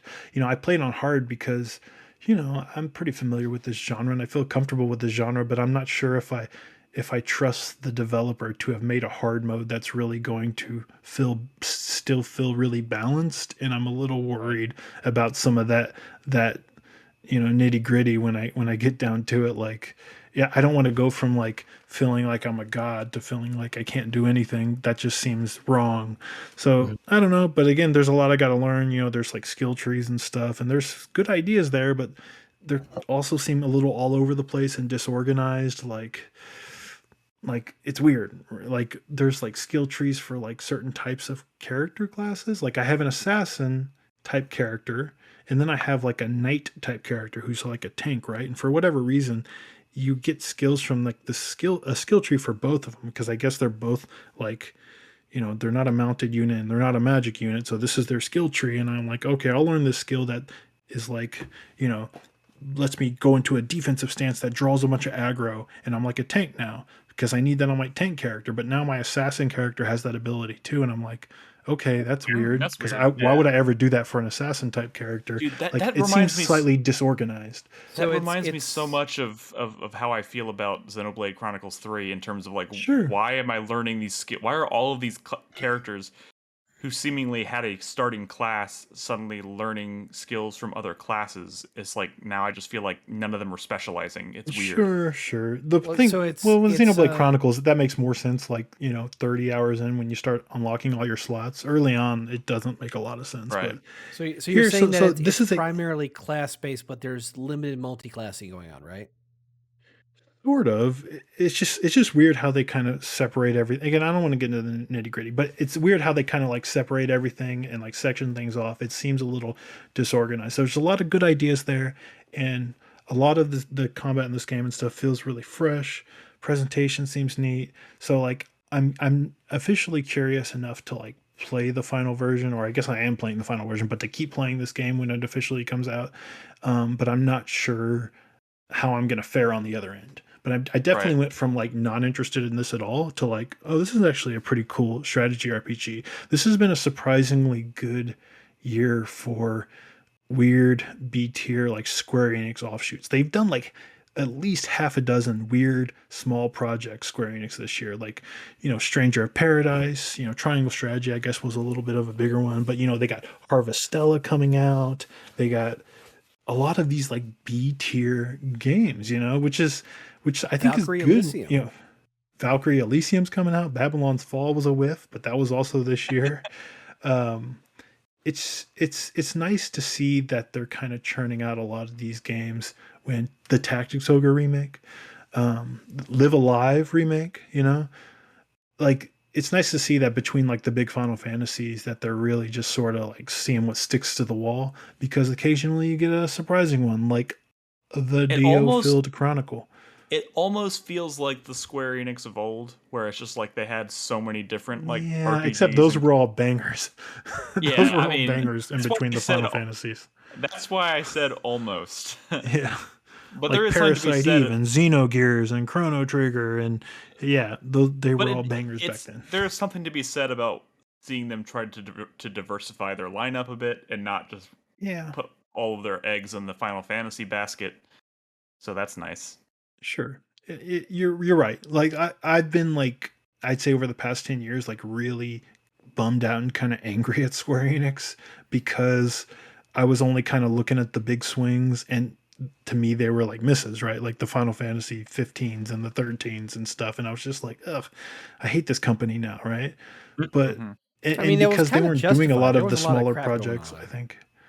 But now that I feel like we're in a world where they're doing a lot of these more experimental things, they're not all gonna be winners, but if they do enough of them, they'll probably keep people happy. So I don't know. This seems cool, and I hope Harvestella is cool when that comes out. Fuck Valkyrie Elysium. Were there any other quick mentions you wanted to drop tonight, or was that? No, I mean I've been having a busy couple of weeks. I guess I've still been playing a little bit of Xenoblade, and been honestly not playing a lot. I mean, I've not even dived into the new Monster Hunter title update. That's how busy I've been. So, Gotcha. No, tell me about it. Okay. Well, before we jump into questions, I just wanted to quickly slide this in here because this is breaking news, and I don't even know where to go with this. But right before we started recording this podcast, first of all, Gamescom is next week. So I would imagine for the podcast next week, we'll probably have lots of news to talk about related to announcements and whatnot. So that's exciting. So tune in for that. But we're also starting to see things that I would imagine are part of that Gamescom presentation leaking. And right before we started recording this, apparently, Dead Island 2 leaked. And let me tell you, this game, we saw this game at E3 like not even the last E3. I'm talking like 3 E3s before the last E3. So we're talking like 2016, 2017, no, something we saw like that. 2014. Wasn't like Jack Black in the trailer for this or something? No. The trailer for the original Dead Island 2. I would imagine what we're seeing now is probably a completely different thing. I mean, but like that original trailer was the jogger on the boardwalk, and there's like chaos happening around. In fact, it's the thing that they parodied in that other game. Goat Simulator 3. Goat Simulator parodied that trailer, probably figuring that like, well, this thing is obviously dead, so why don't we parody it? Because they wanted to play on the fact that everybody thought this thing was dead. No, I refuse to believe that. There must have been somebody that heard through the grapevine that something was going on. Like well, that is too much of a coincidence. What's the punchline here, though? What's the punchline? This is obviously not the same game that you saw 8 years ago. I mean, there are elements of it because the original game... They killed that project years and years ago. Oh, no, yeah. That original project... No. Okay. I don't think. Right. Wait. Is it Techland? Does anybody know? No, this is not Techland. It wasn't Techland back then, and the that developer was replaced. The first iteration of this game was made by Jaeger, the guys that are responsible for Spec Ops: The Line. Right. Then in 2015, that responsibility was switched over to Sumo Digital, and then 3 years after that, it went to the current developer, which is Dambuster. Dambuster, who's known for Homefront: The Revolution, and are also the developers who were formerly Free Radical, ex-Time Splitters people. So that's a little bit more promising. I don't mean to be rude here, but does anybody want this? No. Yeah. Does anybody want this? And who gives? This has been a running joke already. There are dozens of people. We got the better version of this already this year, and Dying Light, and even Dying Light 2, and even that kind of sucked. Okay. Real quick, I just want to say, first of all, there's nothing to judge here yet, other than some screenshots and some box art, and an official product description. It's a franchise. And an official product description, but I would imagine next week at Gamescom we're going to see this game in motion. So you didn't want to be rude, but you kind of were. I'm going to sit here and tell you. You don't even like Dying Light anymore. No. See, no. Okay, calm the fuck down. I liked Dying Light 2 a lot, but I would be lying if I didn't tell you I wasn't disappointed in it and certain things about that game. And I'm not sitting here telling you I think Dead Island 2 is going to make up for that. But I never expected to like Dying Light 1. I am totally open to seeing what this game is and giving it the benefit of the doubt. Sure, me too. But I was disappointed in Dying Light 2. If they can show this and it looks, Nick, I'll tell you this, it looks like it's gone through some changes since the last time we saw it. Look here. What's up? Dying Light 2 aside, I want you to look me in the eyes. Because you did this shit with Ghostwire Tokyo after you returned it. Listen to me. Look at me. You traded it in? Traded it in. You said, I don't dislike this game, and then you traded it in. Look me in the eyes. Just say it. You don't like Dying Light 2. It's okay to say that. 2, if I made my top 10 of the year right now, Dying Light 2 would be on it. What do you want me to tell you? Wait. No, it wouldn't. Yes, it would be. I have a running list. I update my list as I play shit throughout the year. I don't believe you. I move shit around. Dude, I do. I could show you the fucking How many games have you played this year? 16. That came out this year. You can name 6 games you liked, 5 games that you liked less than Dying Light 2? Yeah. I don't believe you. Okay, what are they? What are they? We're not name 3. No, right now, Nick. Right now. This is more interesting than anything we could talk about. I know. We're starting the game of the year process in August. Name 3 that you like less than Dying Light 2. Go. Dude, oh my god, fuck Monster Hunter Rise. Monster Hunter Rise, Sunbreak. First of all, I want to also preface this by saying there are a couple games that I loved that I think are maybe not the games I would want to put on a top 10 list because Superland was amazing, but it is more Superland. I don't think I would ever put Superland again on the list. All right. It's what do you I'll bail you out. Name your least favorite game that you've played this year. Oh fuck. Okay, hold on. You're really gonna make me pull up my list. Yes. Yeah. Oh my god. And while you do that, I'm gonna start prep work on this year's Game of the Year email. I will get that out tonight to y'all. My least favorite game of the year so far. That you've played a significant amount of. I'm kind of tempted to say Ghostwire Tokyo to be told. That you've played a significant amount of. Ghostwire Tokyo. Even Ghostwire Tokyo, you wouldn't look me in the eyes and said you didn't like it. It's his least favorite game of the year.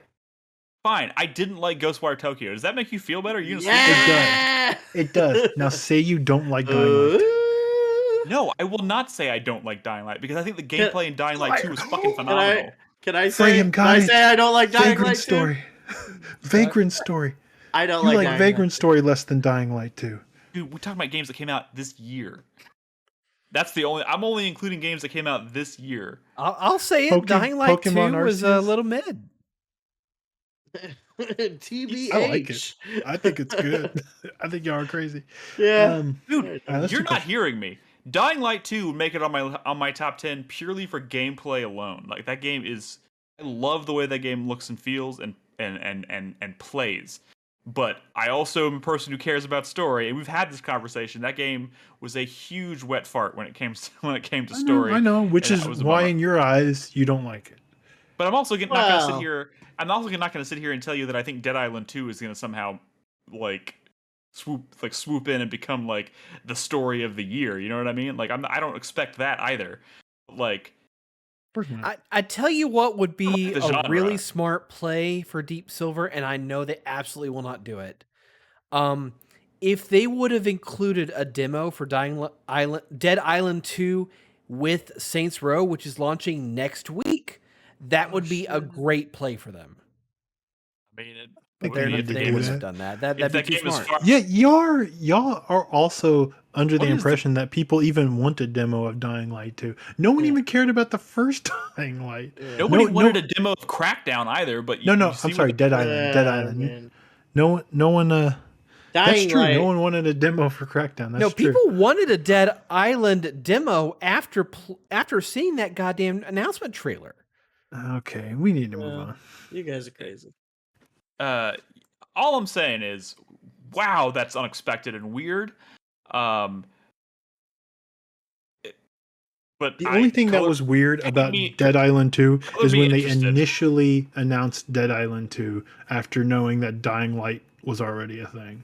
Yeah, that was the last time this was weird. Well, here's the thing. Dead Island to me looks a little bit like Dead Island is to Dying Light what like Saints Row is to Grand Theft Auto. Dead Island looks to me like it's going to be kind of the Dying Light version that doesn't take itself as seriously. It's a little bit leaning into the sillier stuff, it going kind of balls to the wall with like the weird mechanics and weapons and stuff and the humor. Oh, hang on. That's already a franchise. And it's the fucking Capcom Dead Xbox Rising? one. Dead Rising, Yeah. Bring back Dead Rising! Bring back Dead Rising. Were very similar in tone, I feel like. Outside of Who Do You Voodoo Bitch, I feel like Dead Island and Dying Light are very similar type games. They are. But honestly, to me, it feels like as someone who feels a little bit burned by Dying Light 2. Dude, fucking Preach, man. That game is mid as fuck. Okay, that's also not what I said. I want to wrap this conversation up because we got to do questions. I got a heart out still. I just want to mention real quick. But there is no. Go ahead. Okay, Who Do You Voodoo Bitch? Listen. Y'all might think it's a joke, but in Halloween season that's coming up, there are not a lot of Halloween bangers. In terms of songs, it's hard to find good Halloween songs. I promise you, go back and listen to Who Do You Voodoo Bitch. It's a pretty good like Halloween season song.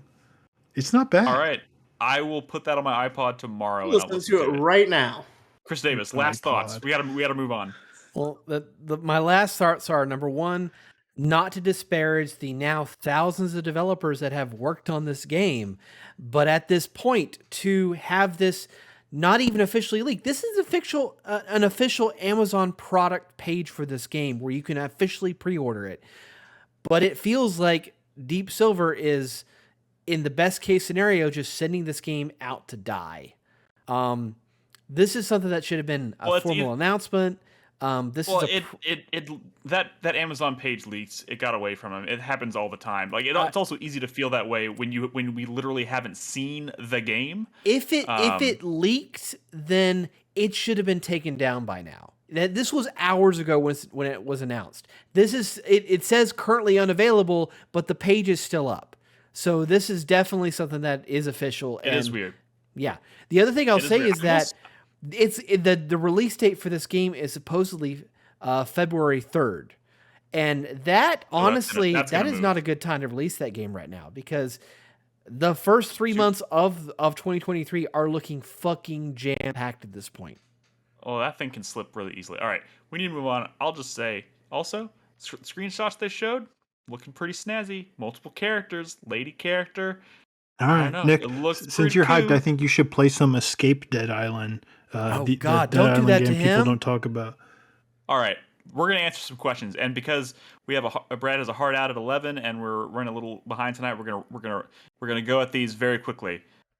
All right, everybody sound cool? Sound good? Does that sound good? Okay. Yes. Sorry. That was a horrible transition. Of course, guys, if you are listening to the show and you want to ask us a question for us to tackle in this segment, all you got to do is go to discord.gg/4Player, find the submit a question thread or channel. I post a thread in there every week for the upcoming episode. Just leave a question there, and we will try our best to answer it to your satisfaction on this podcast. Like this first question, which is a weird one, from the Drunken Merchant. I don't even know where he's going with this, but his question for you tonight is, if oxygen could taste like something, what would you want it to taste like?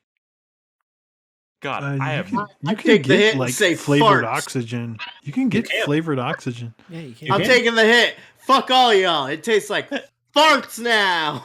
Here's the thing, is that you don't want to desensitize yourself to a taste if you're going to be tasting it for the entire expanse of your life. I would like to desensitize myself to farts. Oh, you have to you have to think though that like if we're saying we're replacing oxygen, like whatever it is, it doesn't matter. Like that's just gonna be what your palate is based around now, right? Right. Yeah. Right, so right. So you don't want to choose something that you enjoy. You want it to be a bad thing. So you want to go with something like farts, which would desensitize you to the taste of farts, and therefore you will be immune to that for the rest of your life. That's all Crispy's saying, right? Is that your approach to this No, question? actually I hadn't considered that, and maybe I don't want it to be farts because I love the smell of my own farts. Well, hold on. Here's the question now. Maybe air should smell like macaroni and cheese. No. We're not talking about smelling. We're talking about tasting. Coleslaw. Oh, like bad coleslaw.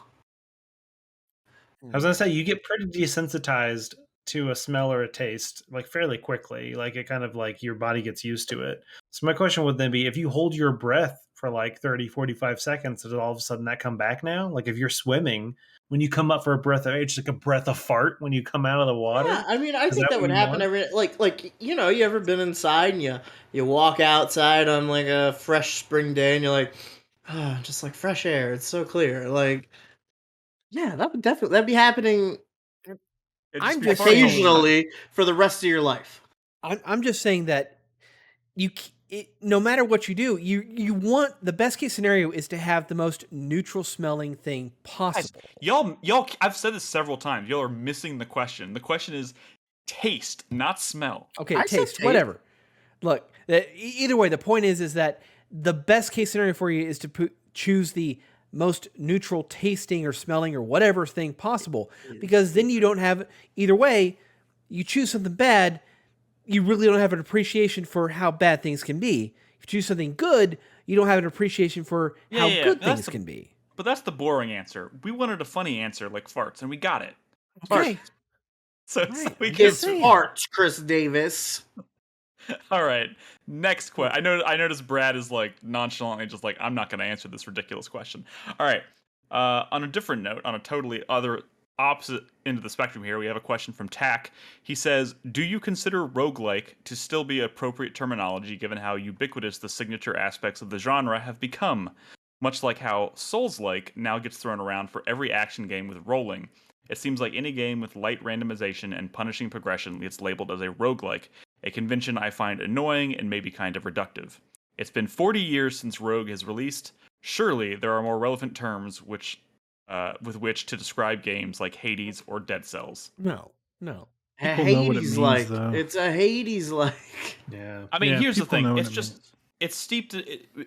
It's used because people know it's just an easy way to describe something. I think the reason it's so easy to use is because it's so general. It is like a rogue. It's not like, oh, Hades, like it's a very descriptive word. Rogue can mean quite a few different things. Yes, it is originally in reference to the game Rogue, but there are a lot of different ways you can interpret that. And so I think just it being a little more general makes it more easy to use. Like I'm not going to call something like I guess Metroidvania is definitely a term, but that's also a very like specific thing. I think roguelite is more general. Yeah, I think a lot of people, I mean, I could be wrong, but I feel like a lot of people who play roguelites these days, maybe a younger crowd obviously, who are just really getting into the genre and really loving it, probably don't even realize that there was actually a game called Rogue. I think Metroidvania is kind of like this weird exception to the rule. I mean, it's like Metroidvania describes two very, very specific kinds of games. Well, so, hold on. So Metroidvanias aren't rogue likes though. Right. Not... No, I'm just using as kind of as another example of gotcha. a genre being named after a particular game. Sure. And somehow that kind of just became this general descriptor for a whole genre that people accepted. I'm all for renaming Metroidvania now that Mercury Steam has officially made the best-selling Castlevania and Metroid game. So what would you call it? You would call it Mercuryvania, Mercury-like? Neither. I'd call it a Zelda-like, because let's be honest, I mean that's kind of a Metroidvania. They're all Souls-like now. I mean, honestly, I would kind of be in favor of moving away from naming or labeling any genre as after a particular game. It seems kind of, because it kind of comes with this built-in expectation that people who hear it should be familiar with that thing. Yeah, but that like Doom that's likes. not always First-person shooters used to be called Doom likes. Yeah. Well, I think it comes down to like the argument for a name of a game being the subsequent name of its genre is diluted based on how much that original game is derivative of other games and stuff. Like Rogue in and of itself was such a unique concept at the time that the genre name has stuck with it and is ubiquitous. I mean, there's nothing that I think can really challenge that.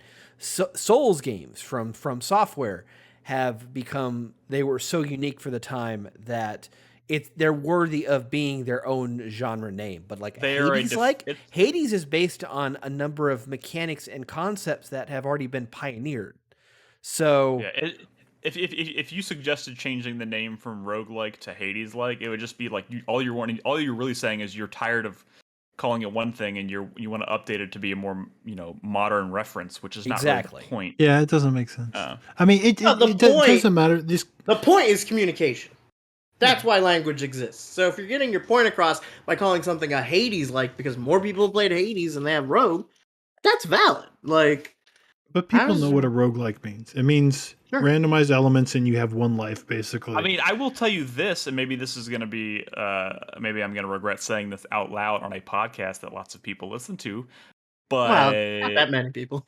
Okay, you know what I mean. I didn't really know what a roguelike was until I started this podcast. What? I learned what a roguelike was. To be fair, I thought you didn't know what it was until you played it. 2007. I thought you didn't know what it was until you played Hades. No, I mean, I didn't really have an appreciation for the genre until I played Hades. That I will openly admit. But I some point very early in my podcasting career, I'm pretty sure it was Brad who explained to me what a roguelike was, and I was like, oh, okay. And from that point forward, and I didn't even know. He didn't explain to me that it was based off of a game called Rogue. He just kind of explained what defines a roguelike. I found out even later that it was based on an actual game. I wasn't called even familiar with Rogue. I mean, my closest classic rogue-like style game is NetHack, which is like a Rogue. I mean, it's like Rogue. Oh my god! So hold on. So what does it matter? What does Rogue have to do with it at this point? Nothing really. Exactly. So that's what I'm saying. It's irrelevant. That's what I'm saying. It's irrelevant that that's where the name comes from. It's more, but that's just the word that's used to describe that style of game. Like Chris, you said, it's all about language. That's what makes sense. Is it always going to be the term we use? No. But it is one of those things where it's kind of interesting to think like, oh, well, we don't call them Mario-likes. We call them platformers. So like, what would the technical platonic descriptor of this genre be? Like, would a Souls game be like hub-based dungeon action RPG with revival mechanics? Rolls off the tongue. It's too hard to describe, and that's why people say Souls. It's so specific. It has to have this specific thing and specific vibe. Mm-hmm. I would be in favor of renaming any genre to exclude the name of an actual game. So I would call roguelikes dungeon loopers. Dungeon loopers. But they're not always in a dungeon. Shut up. And they don't always. It's not bad. We should That's call a start. Yeah, you're not always in a dungeon. Crappy little repetitive dungeon games. We can call Souls-like hard games. No, that's not what it's about. Just There's more to it than that. video games. No, I was being sarcastic. All right, next question. We're moving on. Like I said, want to get to these relatively quickly. Mr. Green Toast this week asked us. He says, "I recently grinded in Sea of Thieves in game to achieve one of the hardest achievements that stat-wise showed only 0.22% of players ever got, and it got me thinking. What video game achievements or trophies did you find to be ridiculously hard to actually unlock?" Little Rocket Man, Half-Life 2, Episode 2. Little Rocket. Which one was that? That where you had to carry a gnome from the very beginning of that game to the very end and put it inside a rocket. Are we saying unlock them honestly or like just cheating or whatever? Like, let's go with honestly. Because if we're saying honestly, then it's like whatever the one from fucking Stanley Parable is, where it's like, don't boot up the game for 20 years. Like, that's a pretty tough one.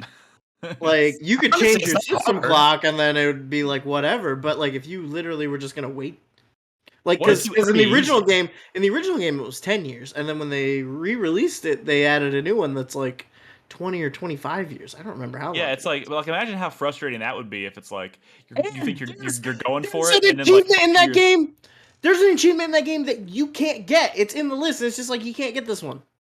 Yeah, there's a lot of them like that these days. I mean, that's a pretty good example. It's just like imagine being how specifically frustrating. Achievements Or trophies. Trophies. I mean, anything in the game. Yeah. Personally, as someone who doesn't really go for trophies or achievements ever, I've never platinumed anything. I've platinumed a few games, but all the ones that I've platinumed are pretty easy platinums. I did platinum Days Gone, which was not easy. But you I just also wanted don't to think say it was. that. No, sure. I mean, is that not what trophies and achievements are for? For bragging rights? That's literally all they're good for. We want to hear you brag about your trophies, so we know you're a loser. But I don't think anyone has been like, in the history of the world, I don't think anyone's ever impressed someone else by mentioning a Chivo or a trophy, right? I don't know about you. But I'm pretty impressed that he got an achievement only 0.22% of players have gotten. That's what is the achievement? That's like the average clearance rate of any video game. He provided proof of it. A screenshot, and it's called the achievement is called Legend ... Wait for it ... Dairy, and it says you were promoted to level 20 with Athena's fortune. I don't know what that means because I haven't played Sea of Thieves. Is there so few people that have that achievement just because nobody's played the game? I remember when Modern Warfare. Modern Warfare came for a long time. A lot of people were really proud of the one where you have to get through that plane level with Mile High Club or whatever. Yeah. You know what was always cooler than that though was like in Halo back in the day, where like if you saw someone with the recon helmet, you knew it was because they like had gotten it from a Bungie dev and had did something that was prestige. That was the thing. Like, you couldn't just get it. Like, you couldn't play the game and just get it. You weren't guaranteed it. It was like you really just had to kind of luck into it and be at the right place in the right time. And if you had that, that's what people were like scamming people over, like selling accounts for. You mean back when developers just put cool actual content in video games in their games? Weird. I mean, crazy. You know, I'm glad you mentioned that because it would be really cool if more devs like built just unique actual in-game They do. It's the rewards video game. It's the video game part of the video game. Well, no, where but you what get I'm saying like is, a cool helmet by exploring a dungeon or something. Right, but I'm saying like if you're gonna have something like trophies or achievements, make the reward for platinum a game more than just the bragging rights. Like say I platinumed Days Gone, and therefore I unlocked a motorcycle or something that you can only unlock by doing that. Just so that now it's like there is an actual visual representation in the game. Like a good example of that are the foam finger guns from the Dead Space series. Like you had to beat those games at the hardest difficulty level, and at least in Dead Space 2, I think the condition was you could only save 3 times. But that's just game content. Unlockable stuff. Achievements are like the thing they do at the very end of development because they're like, oh shit, we got to have achievements. That's why they don't unlock things. You're right, but I'm saying like it could what be. Was the percentage on this, Nick? Wait, say again. So what was the percentage? 0.22%. Man, my rarest trophy is 2%. I'm a scrub. Nowadays, I don't think I have Bungie. a. You know what it's from, Brad? Drawn to death. It's a drawn to death. Death. Wow. Nowadays, I think every trophy is a 2% trophy in that game. nowadays Bungie like has achievements in Destiny where it's like if you get this achievement, now you have access to buying like a special jacket or something on their merch store that like you can only buy if your account has that achievement. That's an we interesting spent concept. a long time. The ability to get something, some cool swag. Like, that only, like if you finish the raid and got this achievement, you can get a fucking like raid mission jacket. Like, didn't you unlock stuff for your avatar on the 360 or whatever with Chivos? Yeah, back in the day. Yeah. Mm-hmm. Like a little avatar floating things. Yeah, that was yeah. Thank you for bringing that, Brad. I was trying to remember there was something like that, and that was one of the things I did like about the whole like avatar thing on like the 360 that you could have, like you said, Crispy, that helmet or whatever. Yeah, if you saw someone with an avatar with some cool thing, it's like, yeah, you had to have done this. You can't like go and buy it. Yeah, I do like that concept. That was the last time like consoles being on a console but not in a game was kind of cool. Back when like avatars are really hype. That's long past. I still can't believe the PS5 doesn't have dynamic themes. It's terrible. Right? Because everything's got to be a full screen advertisement that's telling you to buy the DLC. I had the Last of Us 2 theme, the one that's like the fucking boat on the beach, and I used to sit here on my computer with that on, just like, I know. I can go sleep to that. Ah! Right. I'm sure that's coming one day. All right, last question tonight. Let's make this one kind of quick. It says from Freyhim. He says, "Do you like that there are still people that make modern games for old consoles, like a person making an NES game along with its cartridge to have it play on the NES?" Absolutely, it's cool. That's awesome. It's cool. But I mean, if the choice is do you rare. like it or do you not like it, I like it, sure. Even if that's not something I'm ever going to partake in myself, it's nice that it's out there, right? It's cool. It's like, am I upset that people are beating Dark Souls with the Donkey Konga drums or the Guitar Hero control? Like, of course not. But God, it's cool that it exists. It's the same kind of thing. So someone in our Discord posted earlier that somebody took it upon themselves to make tiny Switch boxes, like Switch game boxes. So like Breath of the Wild had like a little, the cartridge fits perfectly inside it, so it's like super tiny. And I was like, that's silly. It's fucking cool. I'm glad somebody did it. Like, hey, you know what? If it makes someone happy, go for it. It's one of those things where it's like, why would you be mad that someone else has gotten joy from something? Am I ever going to play one of these new NES games? Fuck no. But for those people who get enjoyment out of that, I'm glad they have something for them. That's great. I mean, like, his point is that it's not a huge market, so it's almost like kind of like you're missing out on something. But like, if you were really into the idea of playing a modern game made for the NES, you would probably go through the steps necessary to access that game. Right, you would probably pay the money. Yeah. You would reach out to this person who developed this, and you would probably get a copy. The problem is those games like feed like the rare game, secondhand market, which really sucks. But you know what? Those ROMs end up getting dumped just like the old ones. So yeah, I mean, just install it on your NES Classic. It's cool. It's cool to watch all the cool shit that happens in this industry that I have that is way beyond my understanding or expertise. But it's really cool to watch other people do them. Can we go back to the mini Switch cartridge cases? Sure. I really hope that he makes like a tiny little shelf for them to go on. There was a tiny shelf. There is a tiny shelf. Oh, that's cool. I want that. Anyways, guys, thank you so much for your questions tonight. Again, if you want to ask us a question for a future show, just go to discord.gg/4Player. You'll see there's a channel called Submit a Question. I open the thread a couple days before each episode recording. I'll post the agenda, what we're going to be talking about that night, in case you want to relate any of your questions to those topics.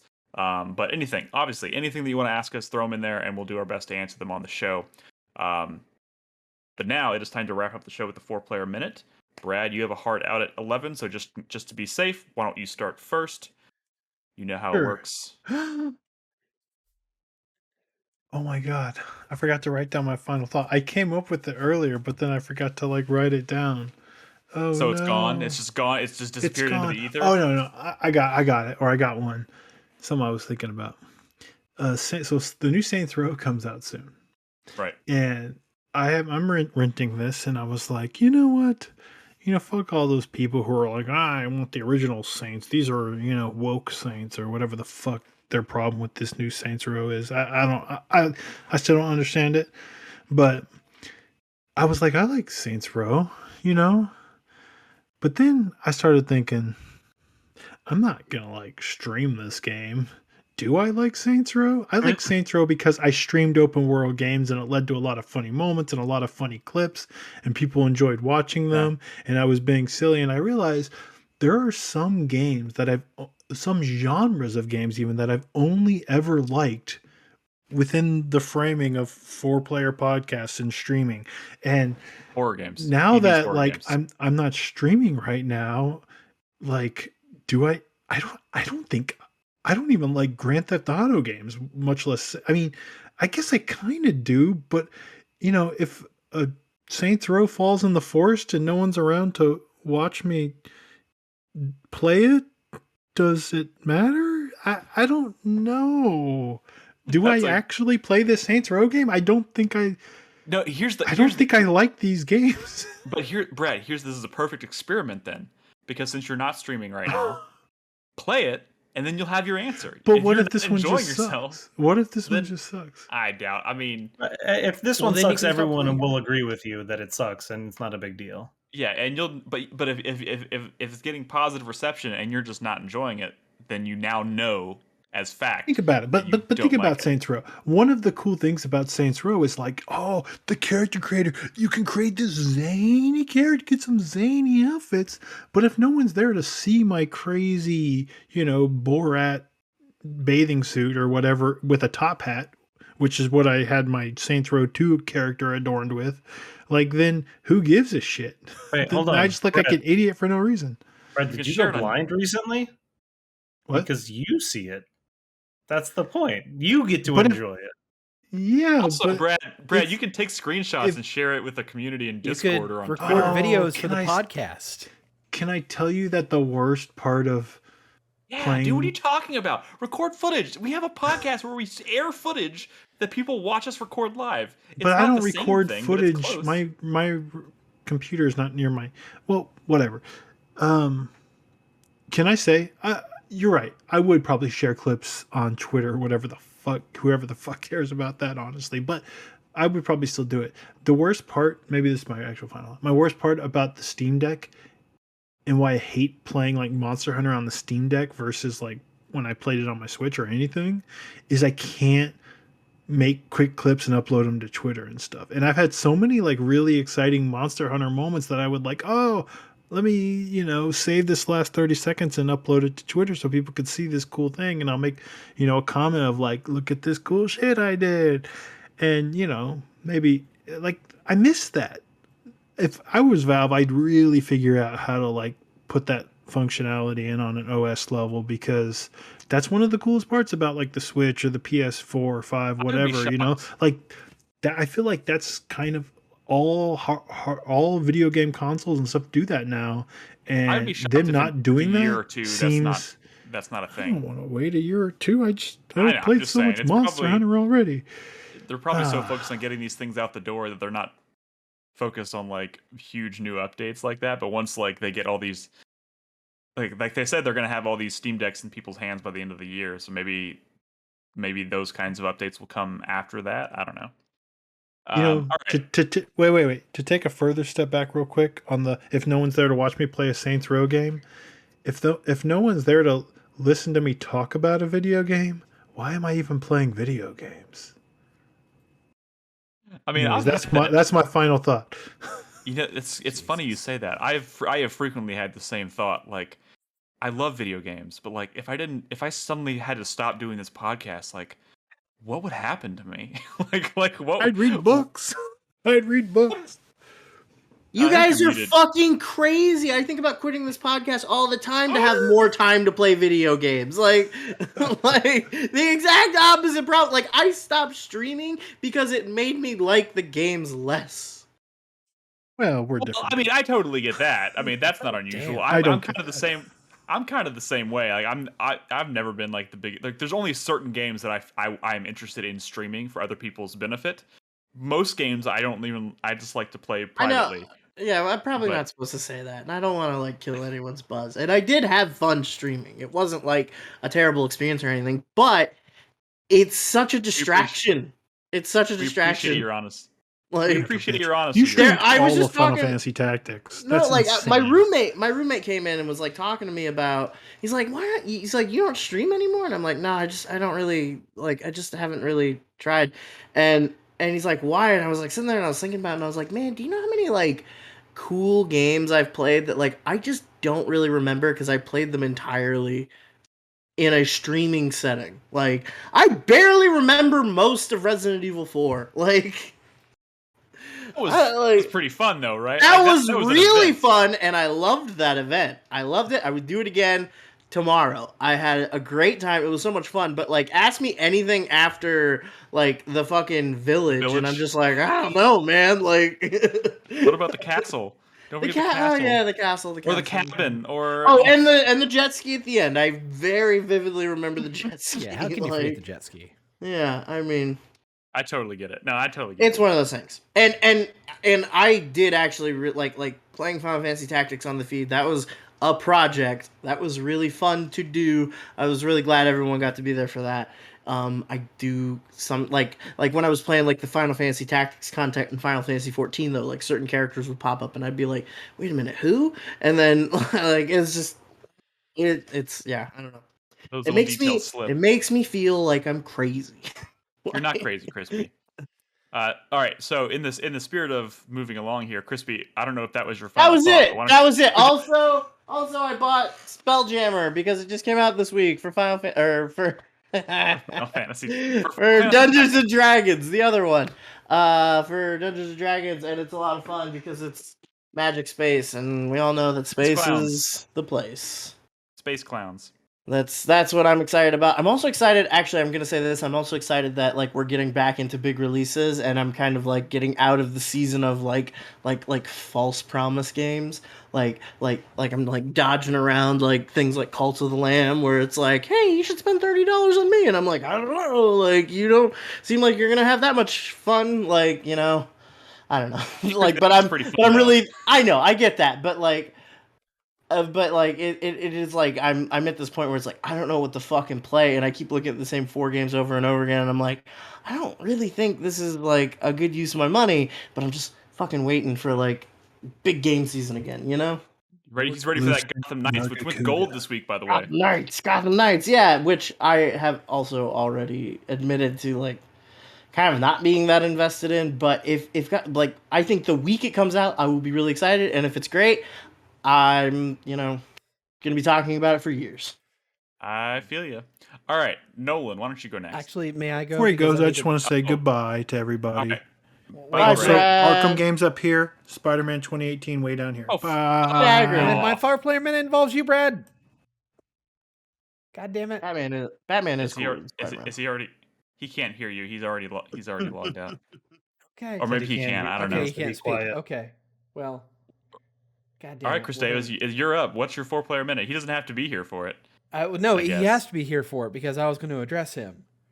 Okay. But I guess I can push it off till next week. No, after that build up, you have to do it. He's still here. Go. Okay. All right. Brad Simons, 619 days ago, you borrowed my copy of Demon's Souls. And I counted the days, and it has been painful every single day that has passed. But now I understand. I understand your grift, sir. I knew what you were doing. You were holding my copy of Demon's Souls hostage. It wasn't that you just couldn't get over to my place to drop it off. You could have done that anytime between December 6th, 2020 to now. So I understand your game. This is a hostage situation. You are requiring payment for delivery. So here's my proposal for an equitable trade of of my copy of my game back to me for a service to provide to you. Oh God! If you return my copy of Demon's Souls, which I rightly own, and you have not provided for, do you though? I rightly own it. Possession is 9/10 of the law. Squatters' rights. $69.99 went towards purchasing that game. If you return it, I am willing to sometime soon play this. Final Fantasy Tactics. Yes, I purchased this game. I'm willing to play it.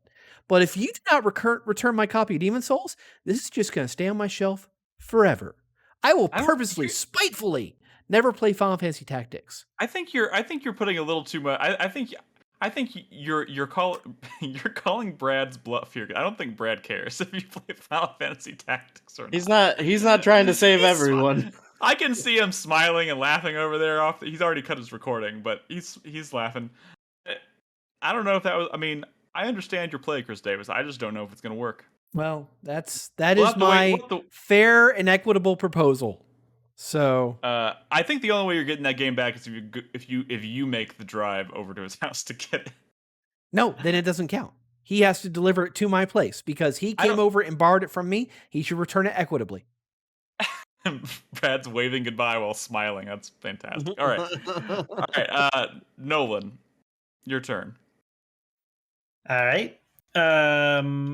My 4-player time of the night is mainly around Cult of the Lamb. I've been really enjoying it. I understand Crispy's hesitation. I know it's not for everyone, but it's one of those games that it's very addictive to me. I very much am thinking about it when I'm not playing it. When I do play it, like I want to keep going. I want to do the next thing and do the next thing and unlock the next thing. I played that game for 30 minutes. I was like, this is a Nolan-ass game. Yeah. I don't know how I will feel when I see credits, but Crispy, I will make sure I let you know once I do. No, that's yeah. Like no, Nick said it best. This is a ass game, and if Nolan says it's cool, there's nothing wrong with that. There's also nothing wrong with it not being a Crispy game. Yeah, well, I mean, it sounds great. I just want some meat on the bones. You know what I'm saying? I like honestly, I think it's the Devolver thing. I think it's the Devolver thing where like I am a little burnt out on Devolver releasing these games that like have really great art direction and really great soundtracks and really great ideas and like kind of shallow execution, you know? And it's like, yeah. I don't know why I just thought of this, Crispy, but did you play Tunic? No, I didn't play Tunic. Oh my god, dude, go play Tunic! That game is yeah, I know. Fucking brilliant. I know. It's like you will appreciate the weird shit about that game more than anybody, I feel like. That game is I know. It's a weirdo. It's on my list. I know. Shut up, Nick! Just shut up, okay? I'm a mortal man. I only have so many hours in my life. No. Yeah, I don't know why that just popped into my head. It is on my wish list, and it like, you know, the joke is that every time I'm like, oh, it's on my list to go back and play it, there's no list, but this is actually on my list. Nolan, was there anything else you wanted to add? That's all I got. All right, then my 4-player minute starts now. I just wanted to. There was a THQ Nordic event this week, which random, I guess. Everyone's doing their own like little random non-E3 press conferences throughout the year. So they had their own little showcase. Not a whole lot of stuff there that I was particularly interested in, but they did announce, and this was leaked pretty quick, or pretty small window prior to this event, but they announced the reboot of Alone in the Dark. Another reboot of Alone in the Dark. Which, you know, historically speaking, doesn't instill a lot of confidence because the last reboot of Alone in the Dark was kind of a mess, and even though I played that game, didn't leave a great taste in my mouth. But this reboot of Alone in the Dark looks very much more akin to the original Alone in the Dark. It looks like it's borrowing heavily from classic Resident Evil, which it's still to this day one of my favorite formulas, one of my favorite genres. very survival horror centric. It takes place in a large mansion in the deep south, and it seems like it's going to be semi-open, and you're going to be exploring it. It's going to be surrounded by like swamps and bayou, and just because I have a lot that cool kind of vibe to it. We don't know much about the developer other than they're pretty new and they don't have a lot of big projects under their belt. So there's reason to be concerned for that reason. But again, benefit of the doubt, no studio is going to make a name for themselves until they're given a chance to make a name for themselves. So I'm hoping that this is their opportunity and they deliver, because it looks like it looks very much kind of like the remake of Resident Evil 2, just in terms of like the camera placement, how you move through the environment, how you're solving puzzles, and exploring just kind of I don't know how big the world is, but it seems like it's going to be kind of like a small, open-ish environment, kind of like the mansion in the original Resident Evil. And that kind of stuff speaks to me. I fucking love it. So yeah, with also two protagonists. You can pick between a male and a female protagonist. They both have different stories that intersect at times, very much like Resident Evil 2. So yeah, all the like bullet points when you kind of talking about this project add up to something exciting. So, I don't think it's probably going to blow right out of the water as being like this huge AAA project, but I think it has the potential to be a really welcome reboot of the franchise. So for that, I am excited. And that is my 4-Player Minute. That is the end of our show this week. Guys, thank you so much for tuning in. Thank you for listening. Thank you for watching. For those who tune in live on Twitch.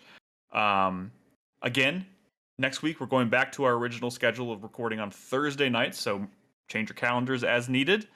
8 p.m. Thursday night. It's going to be post Gamescom next week, so hopefully there's a lot of cool, exciting news for us to talk about and new games for us to talk about. So, again, thank you for listening, and we'll catch you guys next week. Don't forget, 4playernetwork.com. You can find us on Discord at discord.gg/4player. And if you want to support us financially, help us pay our hosting costs and everything like that, we'd appreciate it. You go to patreon.com/4player. But until next time, be good to each other, play video games. Good night. Bye. Bye.